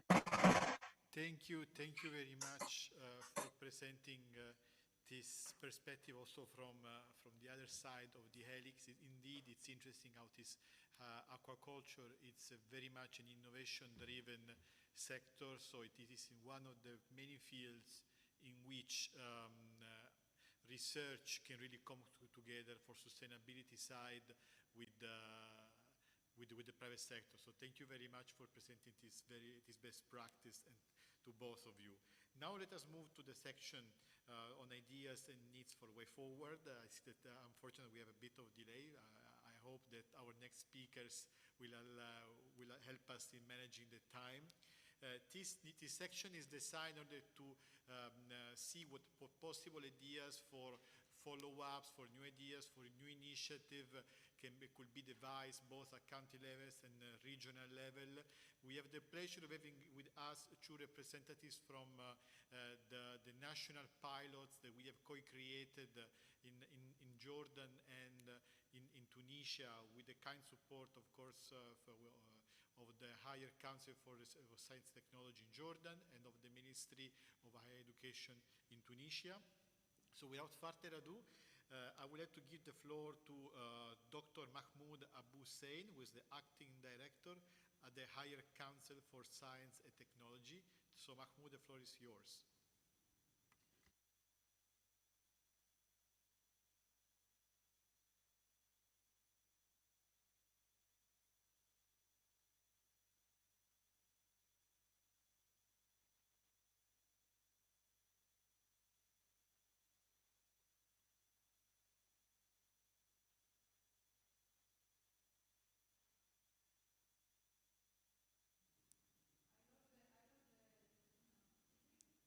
I'm not seeing.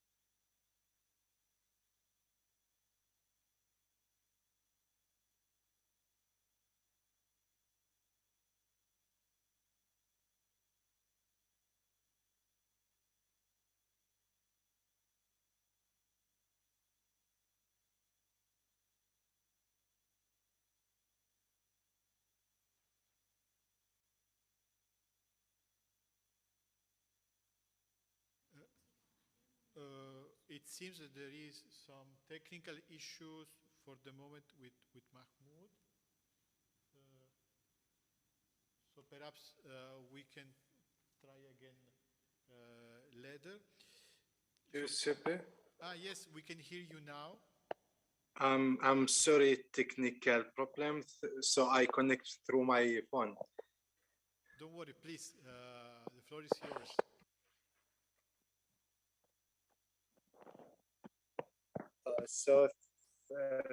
Thank you, Giuseppe. So first of all, allow me to thank UFM, GIZ and PERDEMS for your support for the Mediterranean countries. And allow me now to switch to Arabic.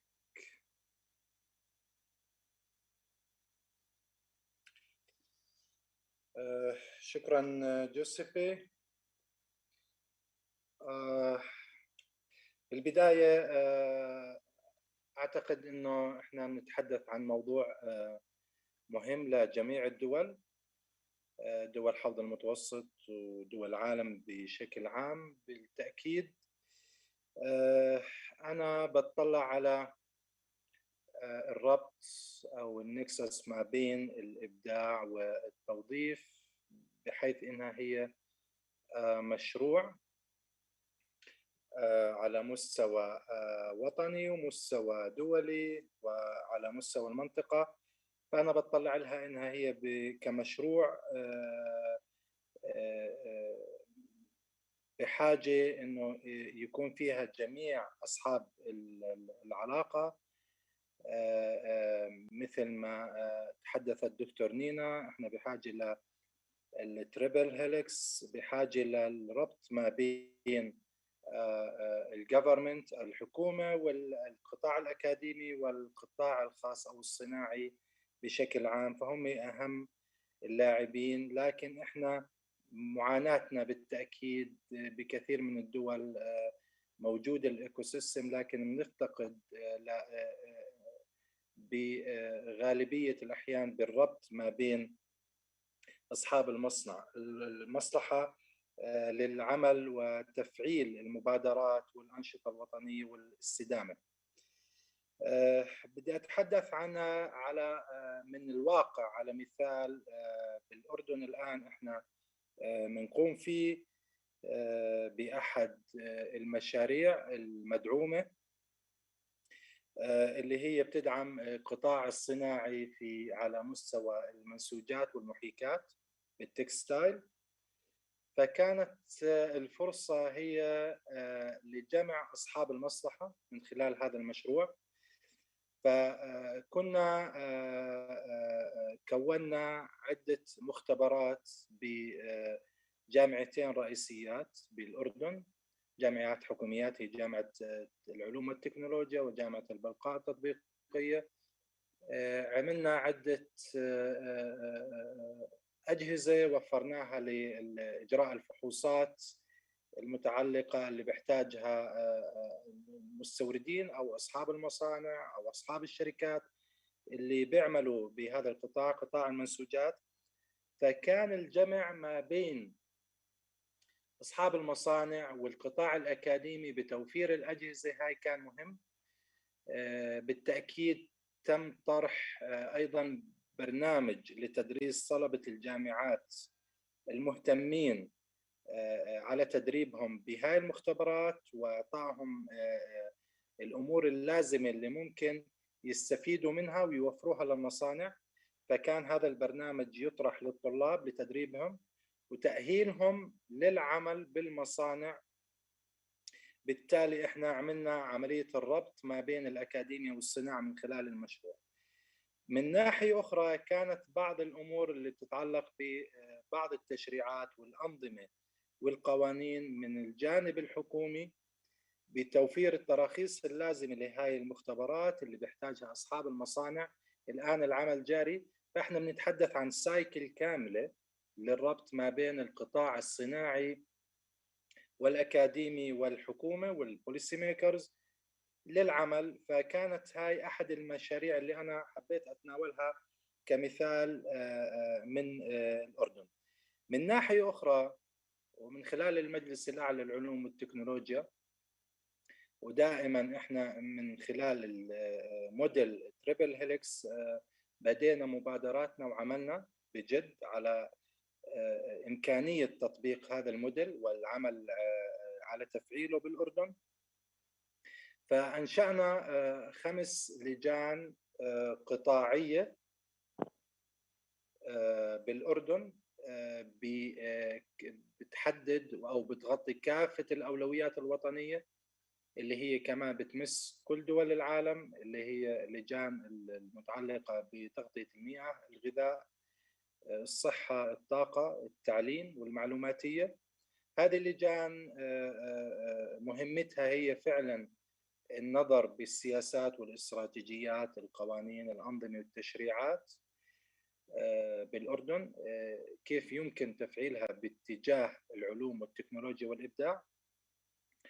أيضا النظر بالأولويات الوطنية التعليمية اللي بتخص الجانب الأكاديمي، وكيف ممكن نأثر من خلال عمل هذه اللجان وبمخرجاتها على الاقتصاد الوطني. اليوم نتحدث عن اقتصاد مبني على الإبداع. لذلك وجدت هذه اللجان من خلال المجلس للعمل على الجمع ما بين القطاعات وتفعيلها جميعا. بعتقد أيضا إحنا على مستوى المنطقة، مستوى منطقة حوض المتوسط، اليوم بحاجة إلى إعداد منهجيات للعمل. إحنا نظرنا على الموديل تريبل هيليكس وتحدث كمان بروفيسور. In a minute wrap up. Yes. Okay. كما تحدث بروف أنجلو والأمين العام دكتور ضياء بحاجة إلى تغطية بعض النقاط بتمثل نقاط، منها نقاط ضعف، منها فرص، منها تحديات. بعتقد بحاجة لمنهجيات وأدلة ممكن يساعدنا فيها الاتحاد من الأدنى المتوسط. وأنا على يقين كمان بدور الOECD على مستوى المنطقة، كمان شوي راح تتحدث زميلتنا من الOECD. بعتقد إعداد المنهجيات ووضع خارطة للطريق على مستوى الموديل تريبل هيليكس، العمل عليه وتفعيله على مستوى المنطقة وعلى مستوى الوطني بكل بلد موجود بحوض المتوسط. آسف للإطالة جوزيبي، شكرا للجميع.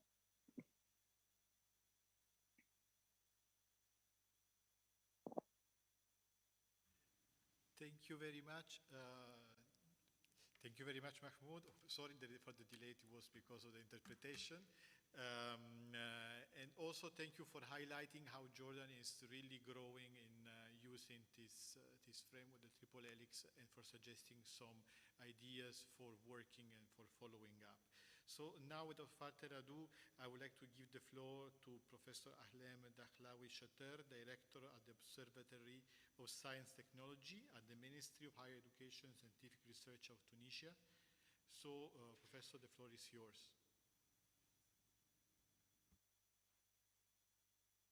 Merci Zézep, merci à vous tous, merci aux organisateurs du forum de l'UPM et GIZ.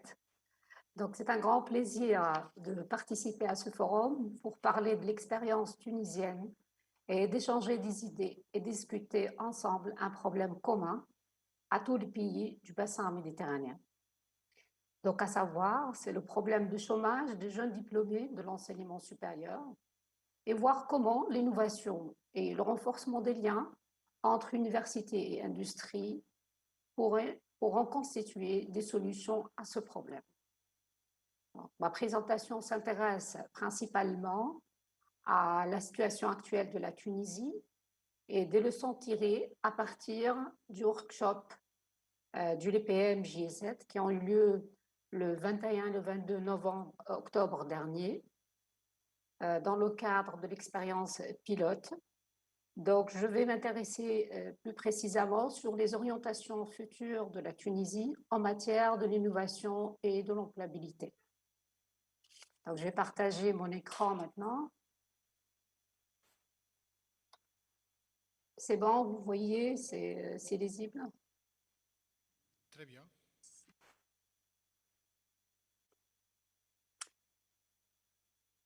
Donc, comme a été présenté par le professeur Mortar Mahouechi, notre chef de cabinet au ministère de l'Enseignement supérieur et de la Recherche scientifique, donc le système national de la recherche et innovation est très développé sur le plan institutionnel et la Tunisie dispose d'une capacité très élevée en recherche et développement. Donc, malgré cette capacité élevée en recherche et développement, le tissu industriel en Tunisie n'a pas la capacité suffisante pour absorber le flux croissant des chercheurs, surtout dans les filières scientifiques. Une des solutions possibles à ce problème, c'est l'innovation et le renforcement des liens entre l'université et le monde industriel. Donc, face à ce problème, la Tunisie a utilisé plusieurs instruments pour renforcer le lien entre l'université et l'industrie sur plusieurs niveaux. Donc, le premier niveau, c'est le niveau de la formation, le niveau de la recherche scientifique et le développement de l'esprit entrepreneurial. Donc, à titre d'exemple, je vais citer sur le plan formation, donc on trouve des masters qu'on construit avec le milieu industriel, les formations appliquées tels que le réseau IZ, et surtout le développement de tout un réseau de centres de carrière et de certification des compétences 4C qui aident des diplômés à l'insertion professionnelle. Donc, sur le plan recherche, donc, je ne vais pas me tarder sur la présentation de tous les instruments.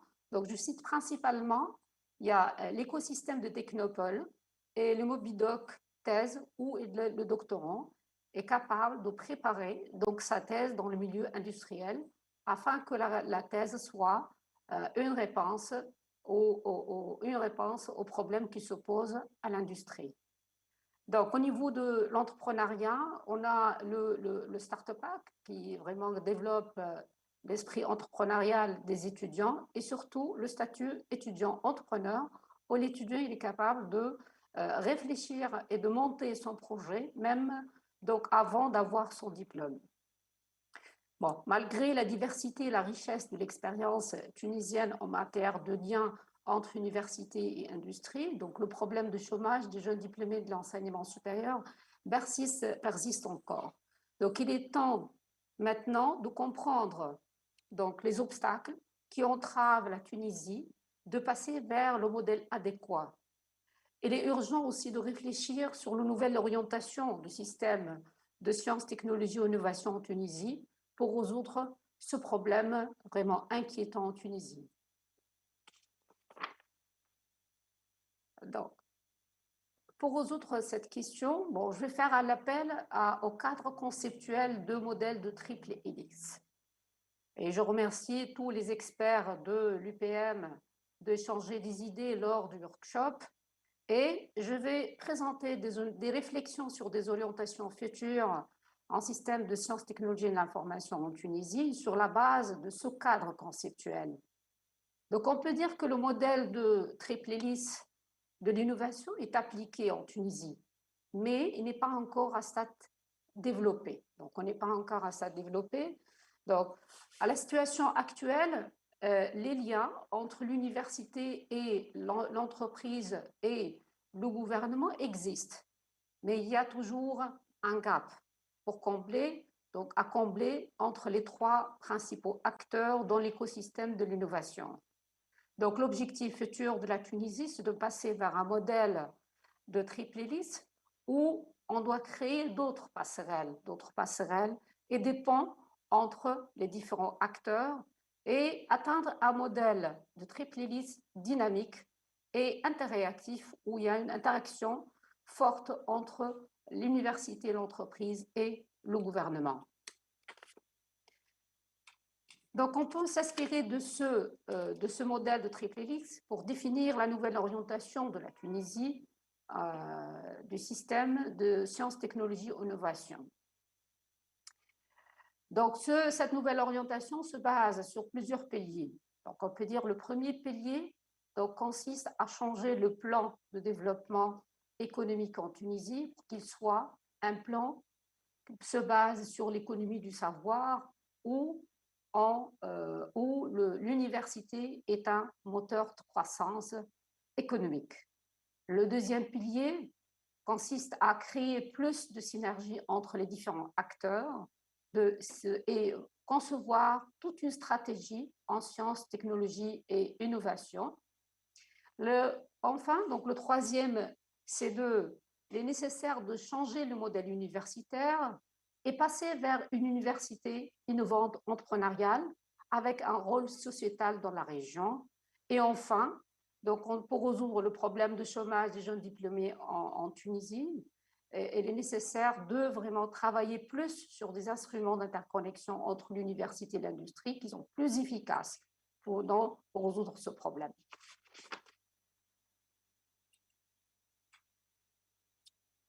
Donc, en plus, l'orientation future de la Tunisie nécessite, premièrement, la valorisation de recherche et développement.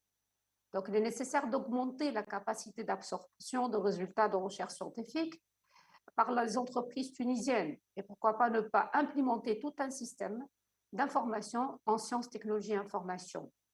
Donc, on va travailler plus sur les startups dans les secteurs stratégiques et innovants, où on va inciter les entreprises à l'investissement dans les secteurs innovants et à forte valeur ajoutée qui demandent de main-d'œuvre qualifiée.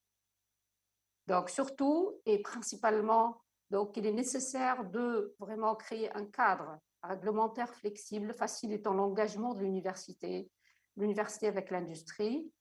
De même, nous travaillons plus sur la diplomatie scientifique pour une meilleure visibilité internationale de la recherche scientifique. Et enfin, il est nécessaire de renforcer donc, la connexion du système de sciences, technologies, de l'information, de l'innovation en Tunisie avec les pays du bassin méditerranéen. Donc, enfin, sur le plan de l'université, donc, il est nécessaire que l'université soit innovante et entrepreneuriale pour qu'elle joue le rôle sociétal dans la région, dans sa région, dans le pays et pourquoi pas dans la région de la Méditerranée. Donc, enfin, donc je peux dire que nous avons un défi commun donc à emporter et nous devons travailler plus ensemble pour échanger des idées et d'expériences pour que la recherche et développement, innovation et aussi le secteur technologie de l'information et de la communication soient des moteurs de relance et d'accélération économique, surtout après la crise Covid-19, et résoudre définitivement le problème du chômage dans toute la région de la Méditerranée. Et je vous remercie de votre attention. Merci beaucoup. En effet, c'est très intéressant ces perspectives aussi graphiques, d'avoir un passerelle parmi les trois secteurs et de travailler parmi ces piliers de façon un peu plus étroite et de travailler ensemble pour terminer des décalages qui pourraient exister parmi les différents secteurs et de travailler surtout avec la diplomatie scientifique. Donc, merci beaucoup à vous et à la Tunisie pour ces partenariats. Avec plaisir. I would like to move to the perspective coming from the OECD. The OECD, of course, one of the main actors working in these sectors. We are very much pleased to have with us Maria Sobron-Bernal, policy analyst at the Center for Entrepreneurship, SME, Cities and Regions, and is also one of the persons behind the ECOL initiative. So, Maria, the floor is yours.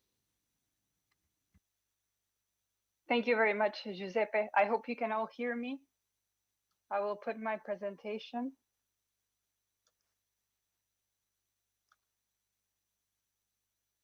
Thank you very much to the UFM for organizing this very important forum on this crucial topic, and thank you, Giuseppe, for inviting me. I was also very pleased to hear colleagues from Jordan and Tunisia are working to connect academia and industry, and I was very interested in hearing about the training program that Jordan has developed for workers in the textile industry and the approach to entrepreneurship Tunisia has. So we at the OECD are also very much in line with this connecting a little bit better the academia and the industry and thinking about the quadruple helix once again and seeing how we can reinforce the nexus between collaboration between industry, academia, government and civil society. Our approach fundamentally lies in entrepreneurship education. So as Giuseppe was saying, we launched recently a new network, which I'm going to tell you about, which is called ECOL. But we really want to focus fundamentally on advancing research on entrepreneurship education. So I'll explain to you what is the basis of this. So we think that an entrepreneurial mindset developed through entrepreneurship education can empower individuals, but also the workforce and SMEs via the future of work and society, meaning that entrepreneurship education is crucial not only to develop business, but also for any workers that would like to increase their skills and develop their professional opportunities. So we have a very comprehensive view of entrepreneurship.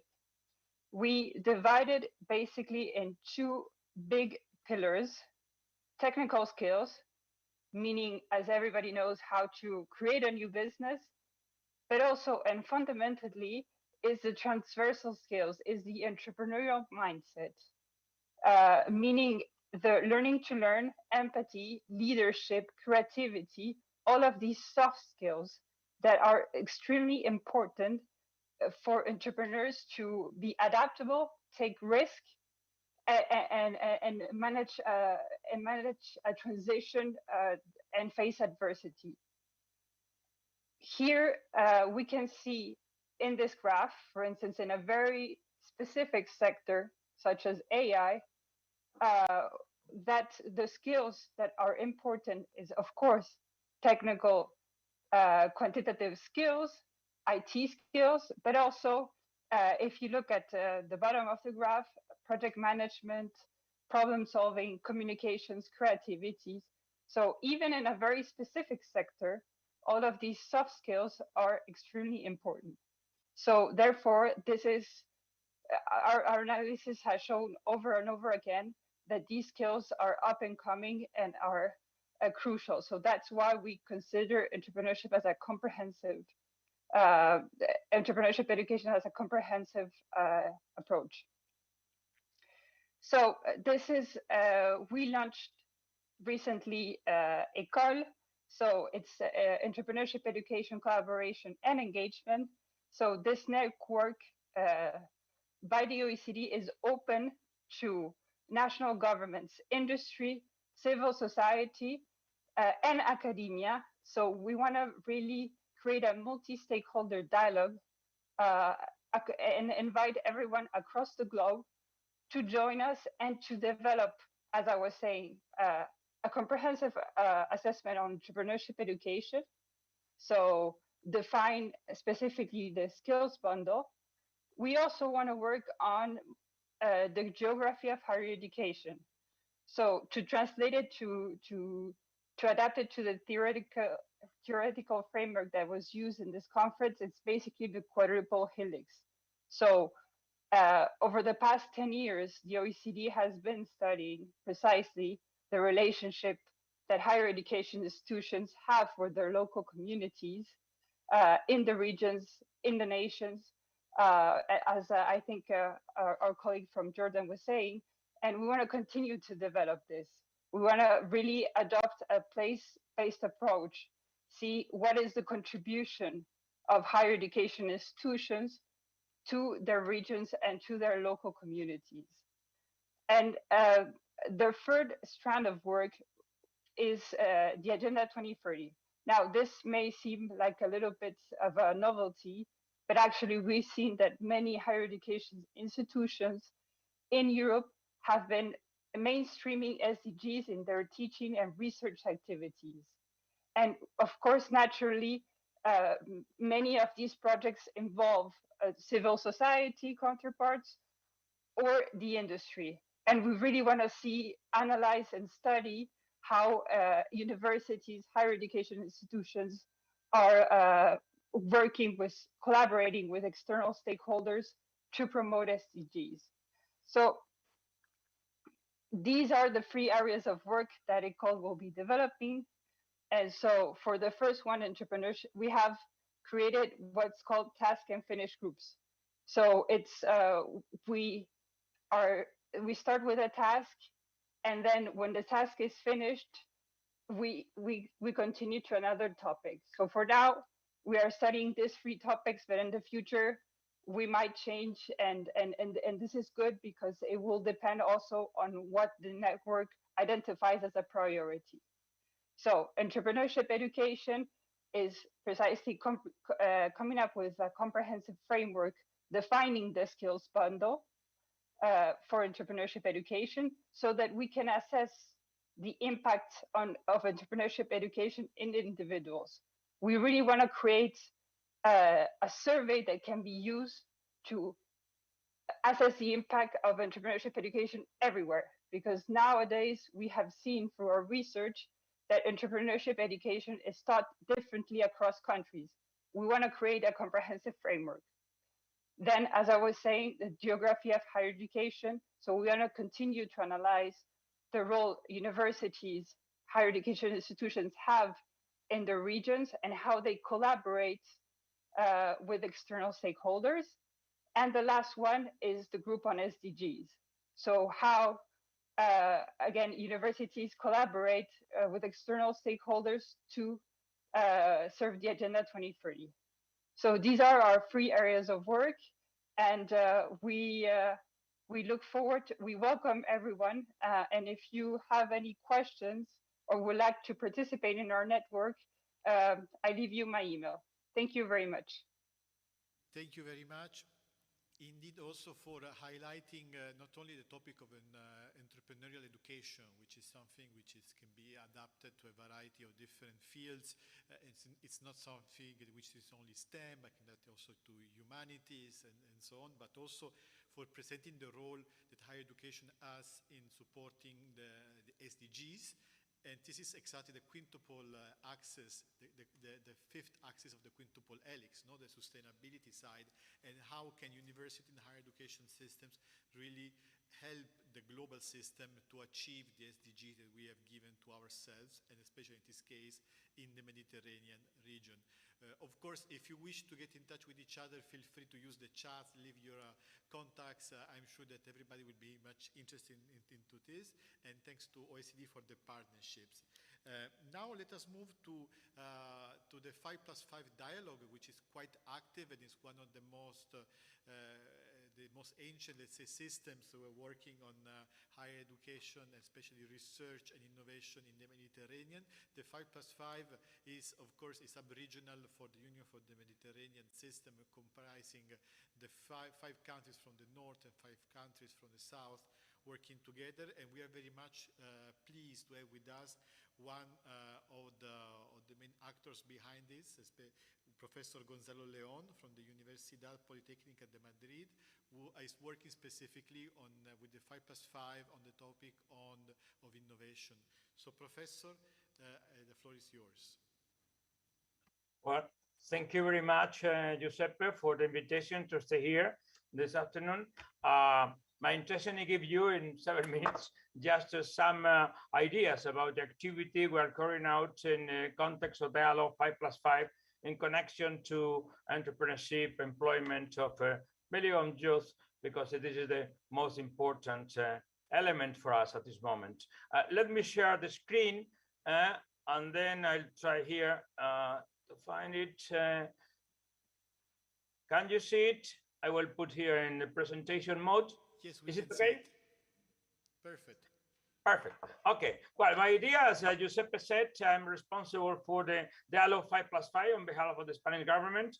And then I'm also the chair of a couple of actions that I have launched a couple of years ago. And then our intention was first to understand what is the situation of the interaction between research, innovation, and higher education policies in the Mediterranean area. And then we understood that they were speaking in terms of 3 very interconnected elements. We cannot separate policy here concerning research from innovation and higher education. All of them belong to the so-called knowledge policies. And then in this way, we were working on in the context of Dialogue 5+5, trying to understand what should be the drivers for changing the landscape of policy design and implementation in the future.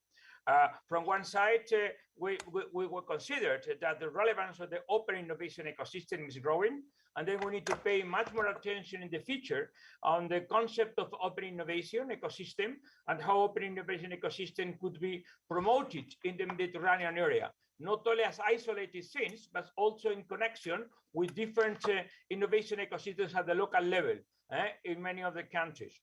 On the other hand, we were also discussing the need for reinforcing the long-term partnerships between different actors in this region, focused on specific priority domains.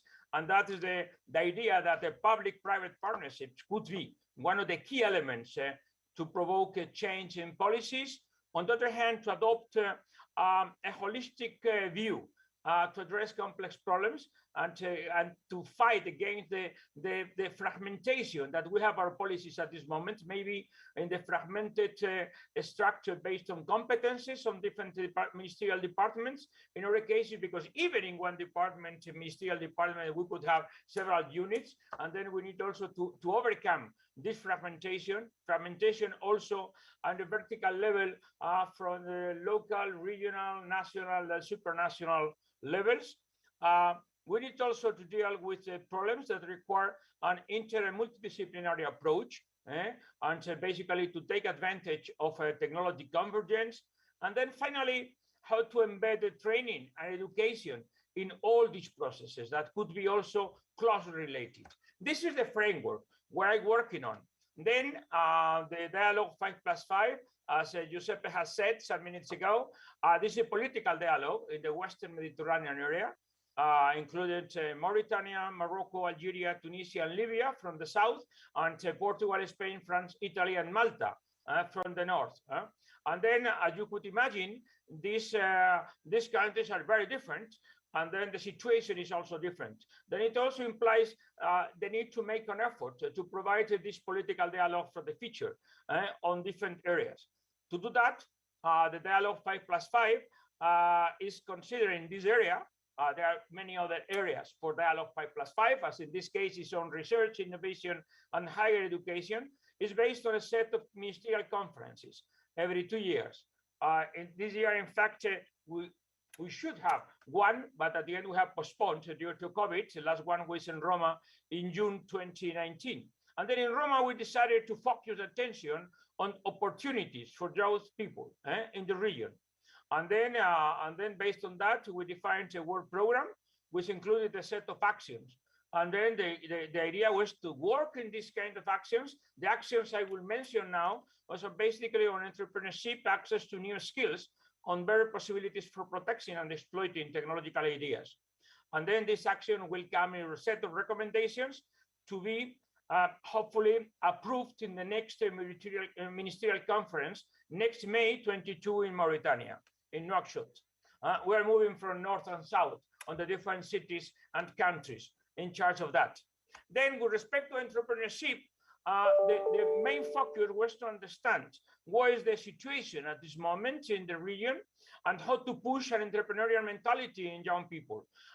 In fact, it's close similar to the Maria Sobron's speech some minutes ago, because we are sharing the same idea. In our case, focused on higher education, because it is the area we need to cover. And then we have conducted a set of surveys with different countries to know more about the legislative basis they have and how entrepreneurship is promoted into the universities and research centers, and how faculty members are trained on that, and how to support the creation of a startup spin-off, where is the use of business incubator, things like that. And then based on that, we are now discussing a set of recommendations for the next ministerial conference. The first group of things are related to the regulatory reforms or the legislative changes we need to provoke in our countries. Why? Because at this moment, in some cases, it's very difficult to move forward entrepreneurial activities if we don't change part of the legislative framework we have, and to get more and more emphasis on that.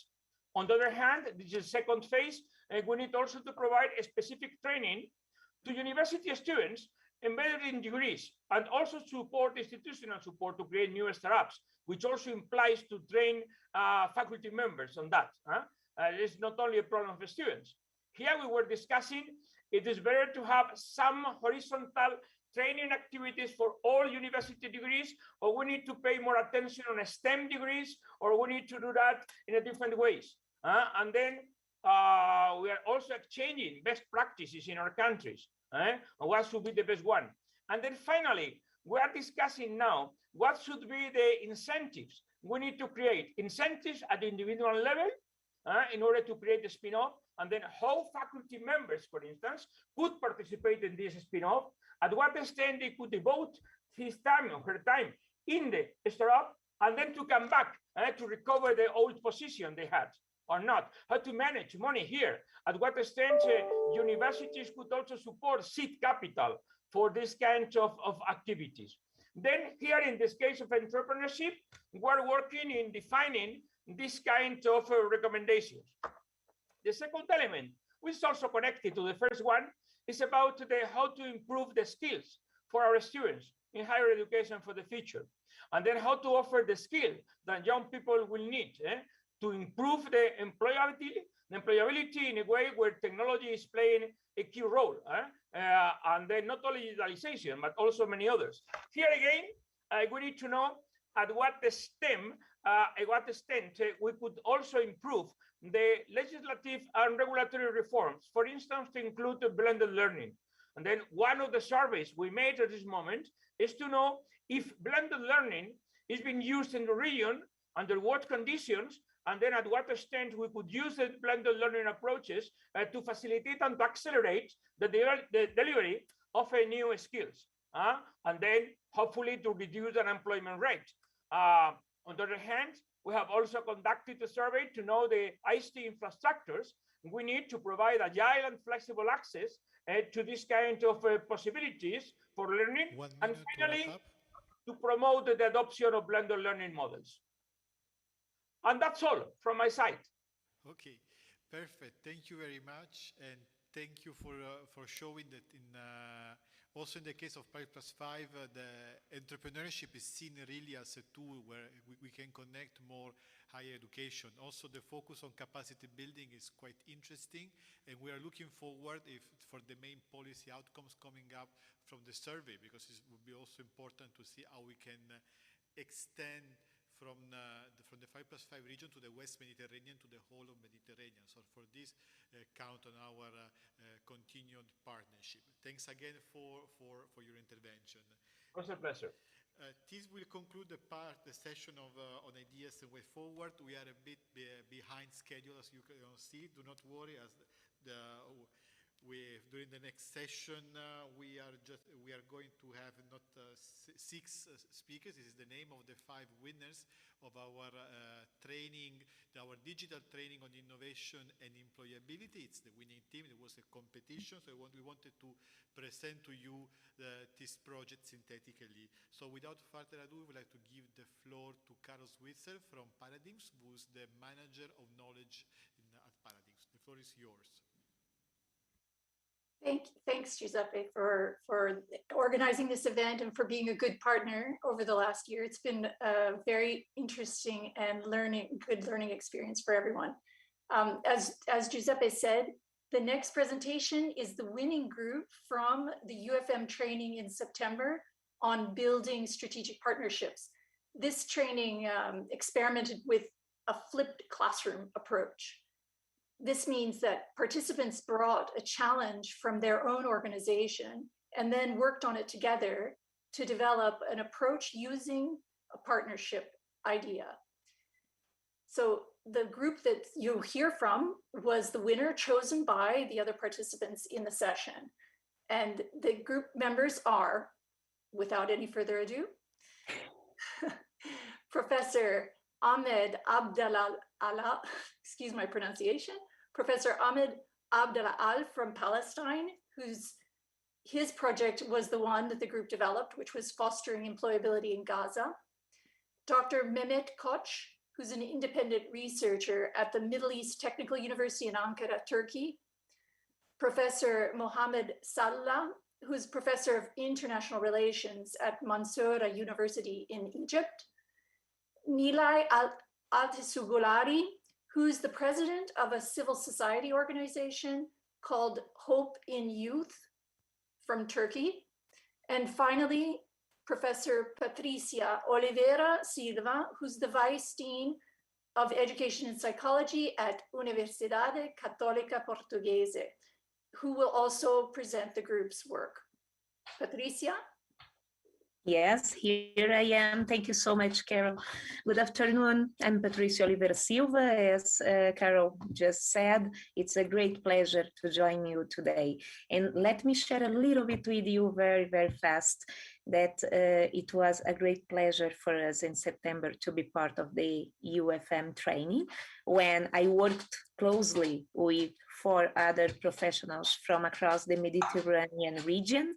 I think I can talk for the 4 of us, that actually 5 of us, sorry, that we felt very inspired and also empowered by this initiative, as we feel today. But above all, we created this networking where we shared our belief that higher education actually can be a great equalizer, but it's not enough.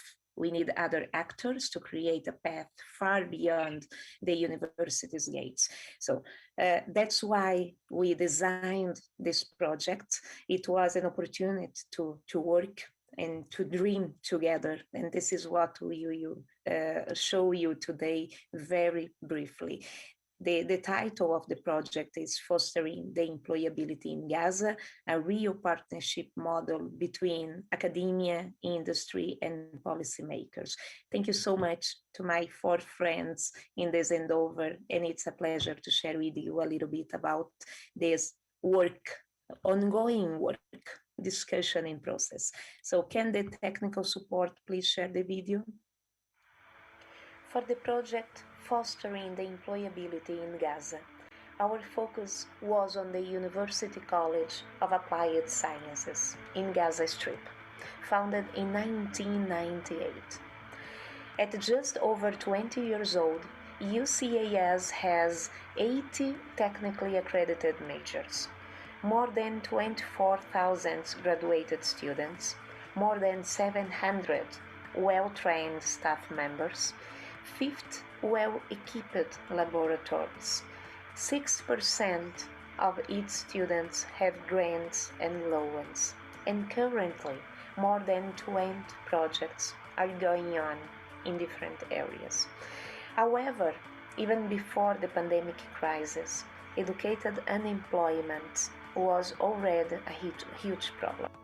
Just to give you an idea, an astonishing 60% of educated women are unemployed.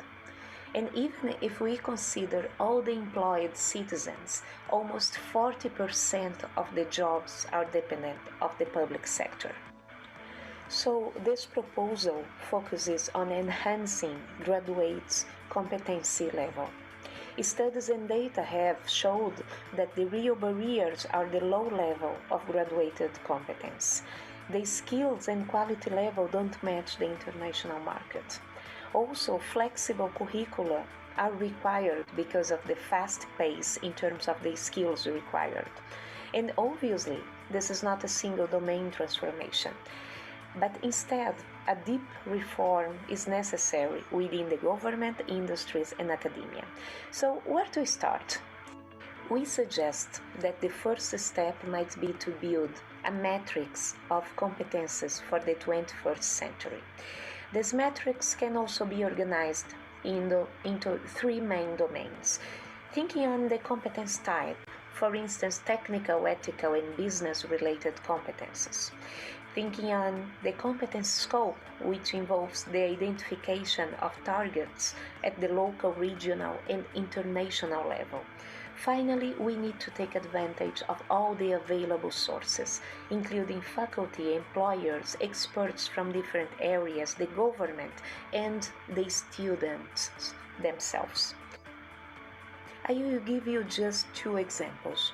The academia could start with a review committee for the existing programs, while the industry can have some representatives within this program review committee. And the policymakers can be part, making openness and support available. Also, the academia could propose performance indicators through the course learning outcomes. And this would allow that industry participates in the curriculum findings workshop. But it's absolutely necessary that the policymakers commit with the follow-up, including the accreditation process for a new curriculum. Finally, we need to connect the dots. We need to include all the players. We need to be scalable, sustainable. We need to focus on the needs. We need to do zoom in and zoom out, focusing on the local, but also in the international perspectives. We need to be applicable, and we need to commit to promote visible changes. I'm just the voice here, but I had the great pleasures to work with those committed colleagues who have the feet in the real life. Thank you so much. So thank you so much. Let me just add that the discussion is going on, and you just open the door for 5 different people from different regions in the Mediterranean to start talking, because we believe that our students are within academia today, but their aspirations lie elsewhere, in a place where they can have a job, they can put money back into society, and they want to create value for generations to come. So it's a pleasure to be part of this initiative. Thank you so much, UFM, and thank you for inviting us today. Thank you.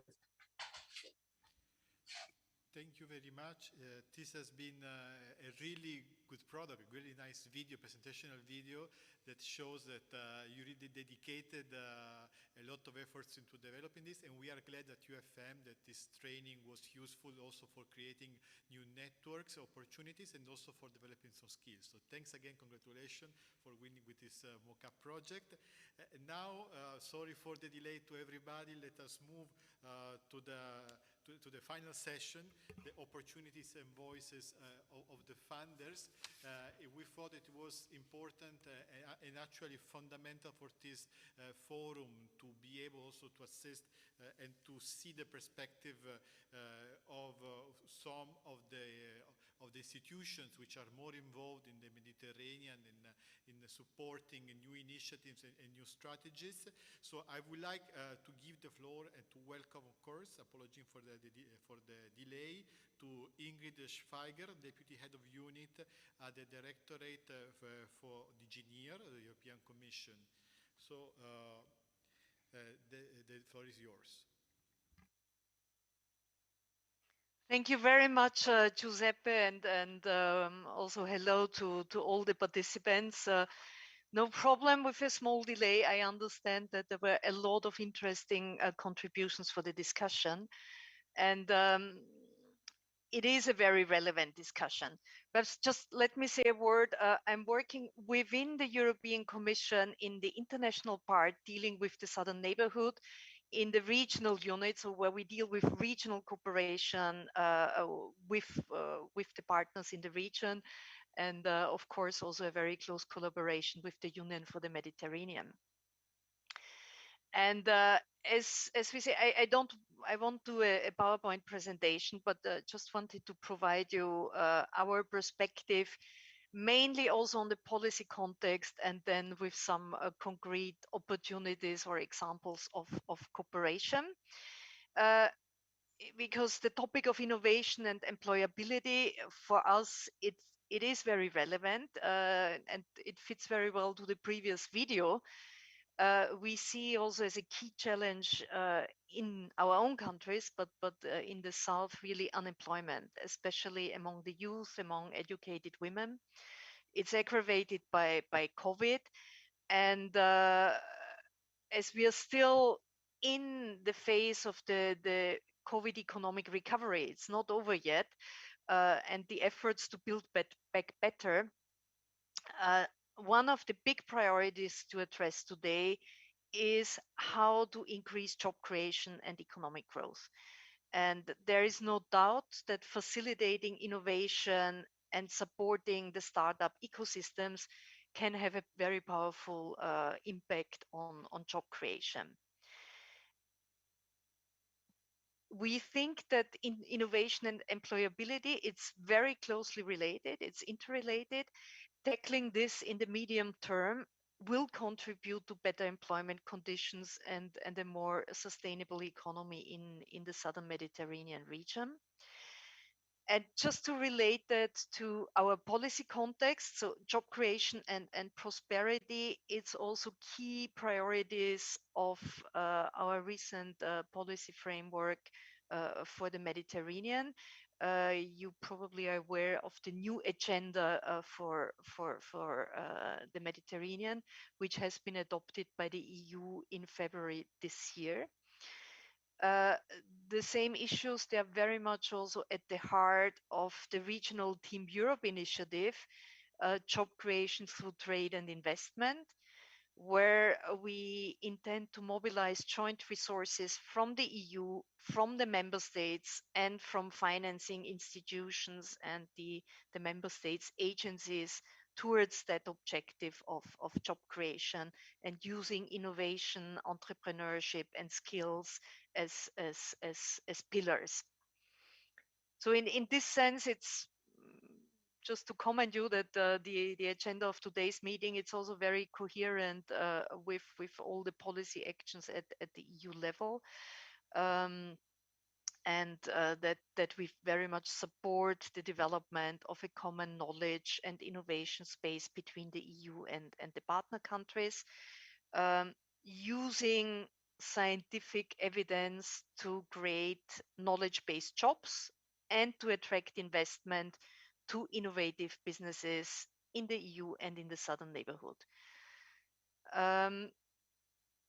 Let me zoom in a little bit on now practical examples and opportunities, because we do not only support these principles at policy level, but also concretely as a donor and through our cooperation. In this case, I will mainly talk about the regional cooperation. And perhaps just to emphasize that we work particularly on the industry pillar of your Helix model, so focusing on entrepreneurship, focusing also on improvements of the business environment with a view to stimulate SME development in innovative and value-added sectors. One of the flagship initiatives we have in that area is a program called the Next Society. It's a regional program. It's already there since 2017 to really support the overall innovation and startup ecosystem. So there are actions at several levels, at policy level also, to create regional awareness on innovation, on successful innovation policies. At institutional level, working with the actors, the institutions behind the innovation ecosystem, linking them up between the EU and the Mediterranean and the different partners within the Mediterranean. And there is also how should I say, a more micro level addressed at entrepreneurs for matchmaking events and initiatives to bring the actors together and to support concrete entrepreneurial projects as a pilot and to make that visible in the region. And it aims to establish a community of actors in the entrepreneurship and innovation ecosystems with coaching, with mentoring, matchmaking, and access to EU and MENA investment. There are, of course, also a lot of activities at country level. I don't want to go into detail, but just to quote one example, this is implemented with the help of our delegations in countries, the EU delegations, where in Jordan, for example, the EU delegation launched a 20 million euro program in support of innovation in Jordan. So it's called Innovate Jordan. Supporting innovative enterprises for their scale up and growth, developing centers of excellence, and also establishing an innovation hub to promote this innovation culture and to get the different stakeholders together. So this is very much the entrepreneurial angle, if you want so.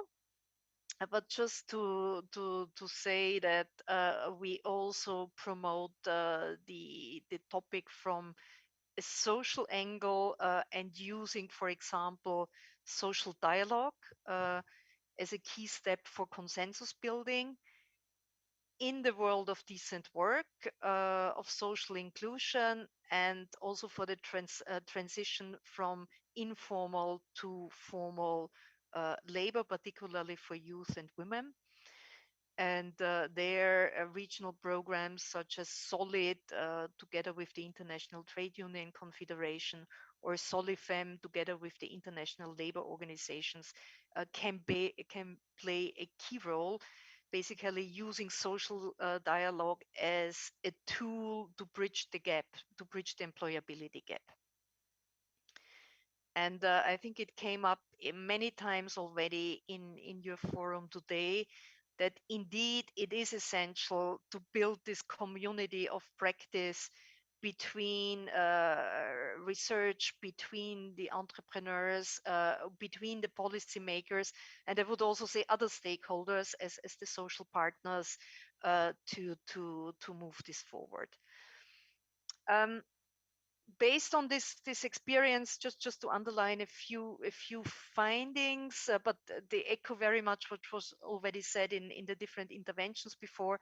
The need for a comprehensive approach, so to link also these different worlds, the research community, the business world, government, social partners, stakeholders.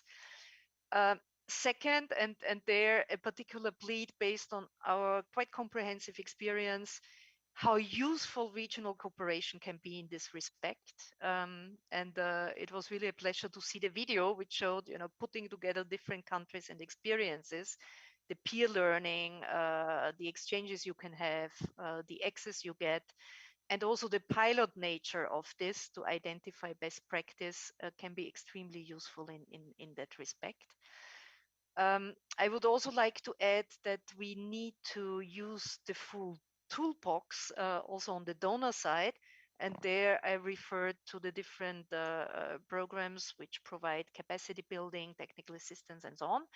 But not to forget that there is also a very far-reaching cooperation with financial institutions under the European Fund for Sustainable Development, where we can also mobilize financial instruments and investments to these objectives. And let me close with perhaps just an outlook. We are in the EU. We are just in the process of planning the next 4-year cycle, both in bilateral and at regional level, to fix the priorities. And there, entrepreneurship, support to innovation, the links, research, innovation, and startups, it will figure quite prominently. The big objective behind that is employability and job creation. And based on the previous experience with Next Society, we dedicated, for example, a substantial amount to continue these type of activities in the future. So I hope it's a very brief intervention, but I hope I could give you a bit of an overview. Thank you very much. Thank you very much. Indeed, it was quite packed with many interesting entry points. I am sure that all the participants were quite pleased to know a bit more in detail what the European Commission is promoting in concerning employability and innovation in the Mediterranean. And indeed, it is quite wide-ranging, going from social dialogue to entrepreneurship. And it's quite interesting is this interest on knowledge-based jobs. And of course, the new agenda for the Mediterranean that was mentioned features quite prominently research and innovation as a sector of interest. So it is quite interesting to see this also from our side. So thanks again for this qualified contribution, and we hope that this methodology, this approach at Triple Helix could be of assistance also when designing the programs. So thanks again. And now I would like to move to last but not least, as we used to say, speaker, but indeed it was for us, we really wanted to have somebody that could present together the topics of environment, sustainability, but also of entrepreneurship, because in this quintuple helix format, so adding to the triple helix civil society and sustainability, it is quite key to remember in the Mediterranean, being that we are one of the hotspots for climate change, environmental disruption, that any innovation must keep into consideration the green dimension, the green transfer. So for this, I would like to welcome the director of SCP RAC, Enrique de Villamora Martin. So, director, the floor is yours. Thank you very much, Giuseppe, and thank you all for inviting us to join you in this important forum. I understand we are running out of time. I'm the last speaker, so I will try to be as brief as possible and try to focus on let's say the main let's say achievements of the actions that we have developed through probably the last 10 years. Okay, so first of all, for those ones that would not be familiar to SCP RAC, to our center, let me just briefly explain you that we are one of the centers working under the framework of the so-called Barcelona Convention. Probably many of you know that this is an international treaty bringing together the 21 Mediterranean countries.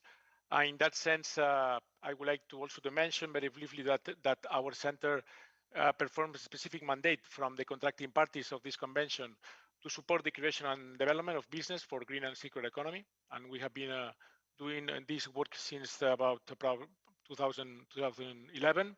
Our special focus, of course, has been on the countries from the southern basin, and also something to mention, because it's important in relation to the mandate that we perform, is that the center is both partner and donor of SwitchMed. SwitchMed is probably, as many of you know, is the Digineer funded program that probably is the main flagship initiative promoting the transition to green and circular economies in our region. Also, I would like to say that the UFM has been a key partner and a key player in the actions that our center has developed in supporting green entrepreneurs and circular economy in the region. And now, without more delay, I will just share with you now. Let's see if I do it in the right way and in the video settings. Good. So now share screen. No, this is not. Okay, now share screen. Yeah, that one. Perfect. Okay, sure. Good. Okay, now that I think that you are seeing. Yes, we can. Yes, now?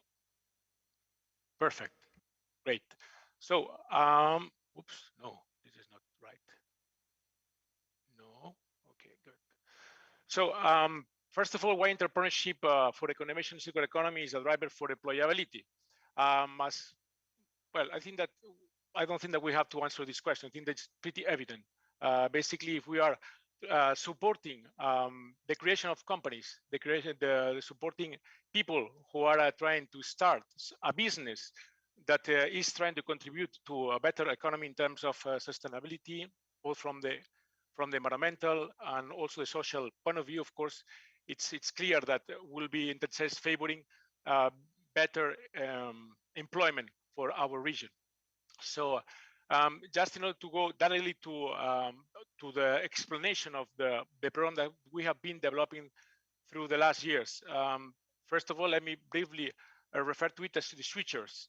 The switchers, in order to make it short, is the program that our center is developing since about 10 years to support the creation and development of businesses for green and circular economies.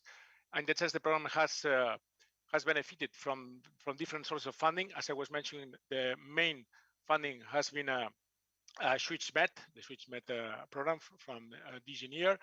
And in this slide, I just wanted to share with you information that in fact is outdated, because it's information that we could collect in the first phase of the program. And as you can see, we were able to contribute to the creation of 154 green businesses that turned in that sense in the creation of 2,000 green jobs. This is information that is coming from a survey that we made daily among the more than 1,000 trainees that were benefiting from the program, and we received about 540 answers, and the results were those ones. Of course, this is just an estimation, but it gives you a kind of a picture of the potential in terms of employment creation that has the support of this type of specific entrepreneurs that are trying to not just start a business, but start a business that creates an economic, a social, and environmental value. And here is where I would like to refer to something which is important, which is in fact about the definition of what we understand as sustainable business. And what you see now in the slide is a definition that will be hopefully approved by the next conference of the contracting parties of the Barcelona Convention that will be taking place in Antalya this next December. And it will be really a milestone, because it will be the first time that countries of all the region will agree on what is understood as a sustainable business. In that sense, which accordingly should be the criteria defining which is to be considered a sustainable business. Very briefly, to explain about which are the type of actions that we are developing, and in that sense also the main results. Very short, just explain to you that our aim in that sense is to enable like a system for the development of sustainable and circular businesses, empowering local business ecosystems, connecting public and private actors. Currently, we count on a network of national partnerships in 7 countries of our regions, namely Israel, Lebanon, Morocco, Tunisia, Jordan, Palestine, and Algeria. In which there are about 97, almost 100 business support organizations involved to support, in that sense, the creation of green businesses in their corresponding countries. Also, throughout the development of the program, we have been able to train about 400 experts that are specialized in guiding new entrepreneurs, new businesses on how to become green, how to become, in that sense, green and circular. Our target in that, sorry, I just was going backwards. Okay, the type of actions that we and services we provide to the entrepreneurs. It's an integrated program through which we provide both technical and coaching services to entrepreneurs, while also we include them in a network of entrepreneurs from all the Mediterranean countries, and we develop this type of actions in addition to other actions more related to the support to access to funding and also access to markets. And in order to let's say to ensure the sustainability and the consolidation of this type of actions, we also have a very active role in supporting the countries of the Mediterranean Convention in taking decisions, policy decisions for the support of this type of entrepreneurs and per consequence the creation of employment in the sector of green and circular economy. With regard to business development, I will just briefly mention which is the type of actions we do in providing support to the entrepreneurs, while also I share with you the website that you can see that basically is the online platform that we have created with the objective of providing all the services online. So since the beginning of this year, we have been able to increase the impact and the action in terms of training and also advice to entrepreneurs, because we are able to develop all our actions in a virtual manner, which makes it much, let's say, easier for entrepreneurs also to follow and to really, let's say, benefit from our services. Because as probably many of you know, an entrepreneur is somebody that never stops. I mean, they have to continuously work on their own project, because basically it's the way through which they have to earn a living. So this is why they need that any service that you provide to them to be very quickly effective and adapted to their life. And this is why we decided to transform all our program in an online program. In that sense, in this platform, we are providing all the technical support in terms of, for example, getting them on many methodological tools for the creation of green businesses, like a green business model development tool, also green business plan development tool. Also, we have prepared and designed an eco-design tool, and the other kind of tools related to market access, to fund access. And you can find all these tools all in this website.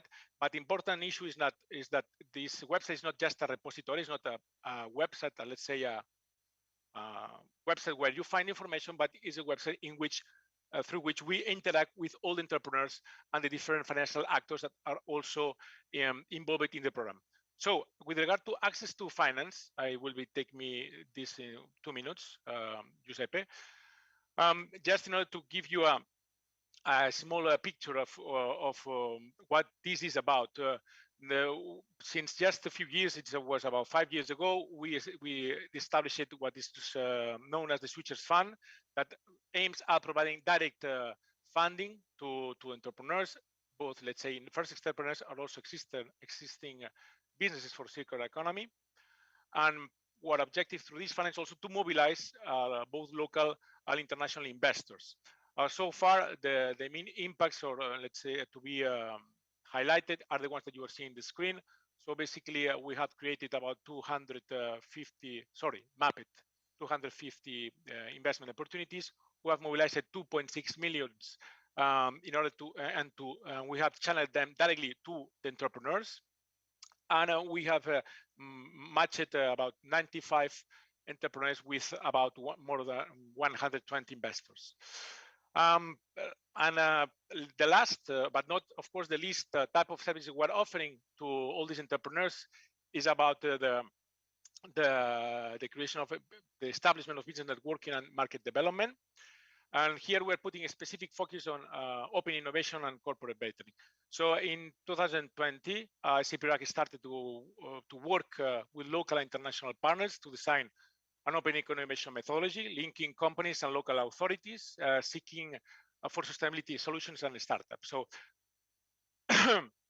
as probably many of you know, corporate venturing approach, it's something which is crucial in order to really achieve results in this topic. So this is why we have created one as a path to attracting and adopting innovations, which assumes that companies can use external ideas coming from green entrepreneurs and startups as they look to advance their processes, technologies, products, and so on. Building on support on the business support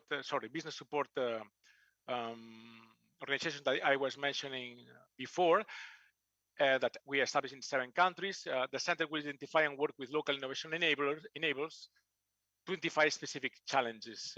One of these challenges will be codified. Solution holders such as entrepreneurs, startups, or researchers will be engaged to provide with entrepreneurial ideas and will be supported with financial and technical assistance. In that sense, I wanted to briefly mention that a specific open innovation platform will be launched in January 2022. So that's not it, but this will take me 10 seconds. From the policy perspective, as I was mentioning before, next December, the conference of the contracting parties of the Barcelona Convention will be taking place. And one of the decisions that they will be discussing and hopefully will be adopting will be specific regional framework of measures to support the creation and development of businesses for circular and green economy. So of course, this will mean a huge policy backup to all type of actions developed aiming at the creation of both entrepreneurs and businesses for circular economy, and as consequence, the creation of employment in this sector. So that's it for my part. Sorry to be in a rush and to explain it maybe too fast, but thank you all. Thank you very much, Giuseppe, again for inviting us, and yours is the floor again. Thank you very much. Indeed, it seems that the numbers talk for themselves. It is quite interesting, the approach you're taking for green jobs. We could actually define this an active policy at the regional level for promoting entrepreneurship and sustainability, and I'm sure that many of the participants will be interested in see how can they access this kind of resources, and this will be useful perhaps if you can leave any link for them to access, but of course we will also be sharing a document afterwards with the main outcomes. So thanks again for being with us, and sorry for the time rush, but you managed perfectly. So this concludes the last session of this peer learning exercise. I would say it was very interesting. It was foreseeing these many actors from the different pillars of this quintuple helix coming together and exchanging. It seems that the focus on innovation and employability it's of interest for many in the region as a tool for promoting economic growth and careers. So it was a pleasure being with you, and without further ado, I would like to give the floor to Itaf Ben Abdallah, Senior Advisor for Higher Education and Research at the Union for the Mediterranean, for the concluding remarks. So Itaf, the floor is yours. Thank you, Giuseppe. Thank you. Excellencies, dear colleagues, many thanks for being with us today and for giving us your thoughtful perspectives ideas and showcasing many interesting initiatives and programs. It's clear more than ever that universities and research centers are strong engines for growth that contribute for sustainable economic development in our region in the Mediterranean. Today, we explored in different ways how can business and academia cooperate for creating new Mediterranean careers for our students, but also for our researchers. We listened together to policymakers. We thank again the Minister of University and Research of Italy, Her Excellency Maria Cristina Messa, and also the high-level participants from the UFM co-presidency, the European Commission and Jordan, and also many thanks to Tunisia for the participation. We listened also to many practitioners that on their daily lives make the Triple Helix alive, but by communicating across sectors from academia to business and also to governments. The key takeaway lesson from this UFM Forum on Innovation and Employability is that we need to work together if we want to address the employment and the underemployment of Mediterranean graduates and researchers. It's a Mediterranean priority. With 25 youth unemployment in many areas, we have seen it also incredibly complex to unbound a so-called wicked problem. In the past years, the EFM has explored this topic under different angles with the strong support of GZ. In the framework of the EFM Regional Forum, also in research and innovation, with the strong leadership of our co-presidency and the involvement of many stakeholders, I can mention Paradigm, but also UNIMED, PRIMA, 5+5 Dialogue, and many other stakeholders. We have created a publication, the Handbook on Innovation and Employability, which you can surely download from the UFM Secretariat. You will also receive a link to it when we are going to send you the evaluation form of this session. Additionally, it's my pleasure to inform you that by doing the evaluation form, there is the possibility of receiving a printed copy of the handbook. We have also done some training this year in partnership with Paradigm. As we have seen today, the winning team from their internal competition. Also, we sincerely thank the Ministry of Higher Education and Innovation of Tunisia and the Higher Council of Science and Technology of Jordan for their partnership that has allowed us to have some pilot national trainings and open innovation and the research industry pipeline. And for next years, we will have also other training with other member states. Even though there are substantial differences in political, social, and economic conditions across the Mediterranean region, I believe that today we have further understood the economic and social consideration that can promote new courses of action. Wicked problems such as graduate employment can be best tackled by a collaborative approach, engaging all our stakeholders to create a common vision and narrative and develop innovative strategy for the employment of our young graduates in the Mediterranean region. And I thank you very much for your support, and please allow me to thank also GZ for their support to this action, UFM action. I thank also Paradigm. We have a strong now cooperation during this year on the handbook, but also on the national training and for this webinar. My thank also to UFM team and especially to my colleague Giuseppe Provenzano. Giuseppe has done a strong work during these 2 years for the employment and for all the international training, but also during the preparation of this webinar and for the handbook. Also, I thank all the other colleagues here at UFM, and my thanks also to the interpreters. Thank you again, and wish to see you soon physically here in Barcelona or on other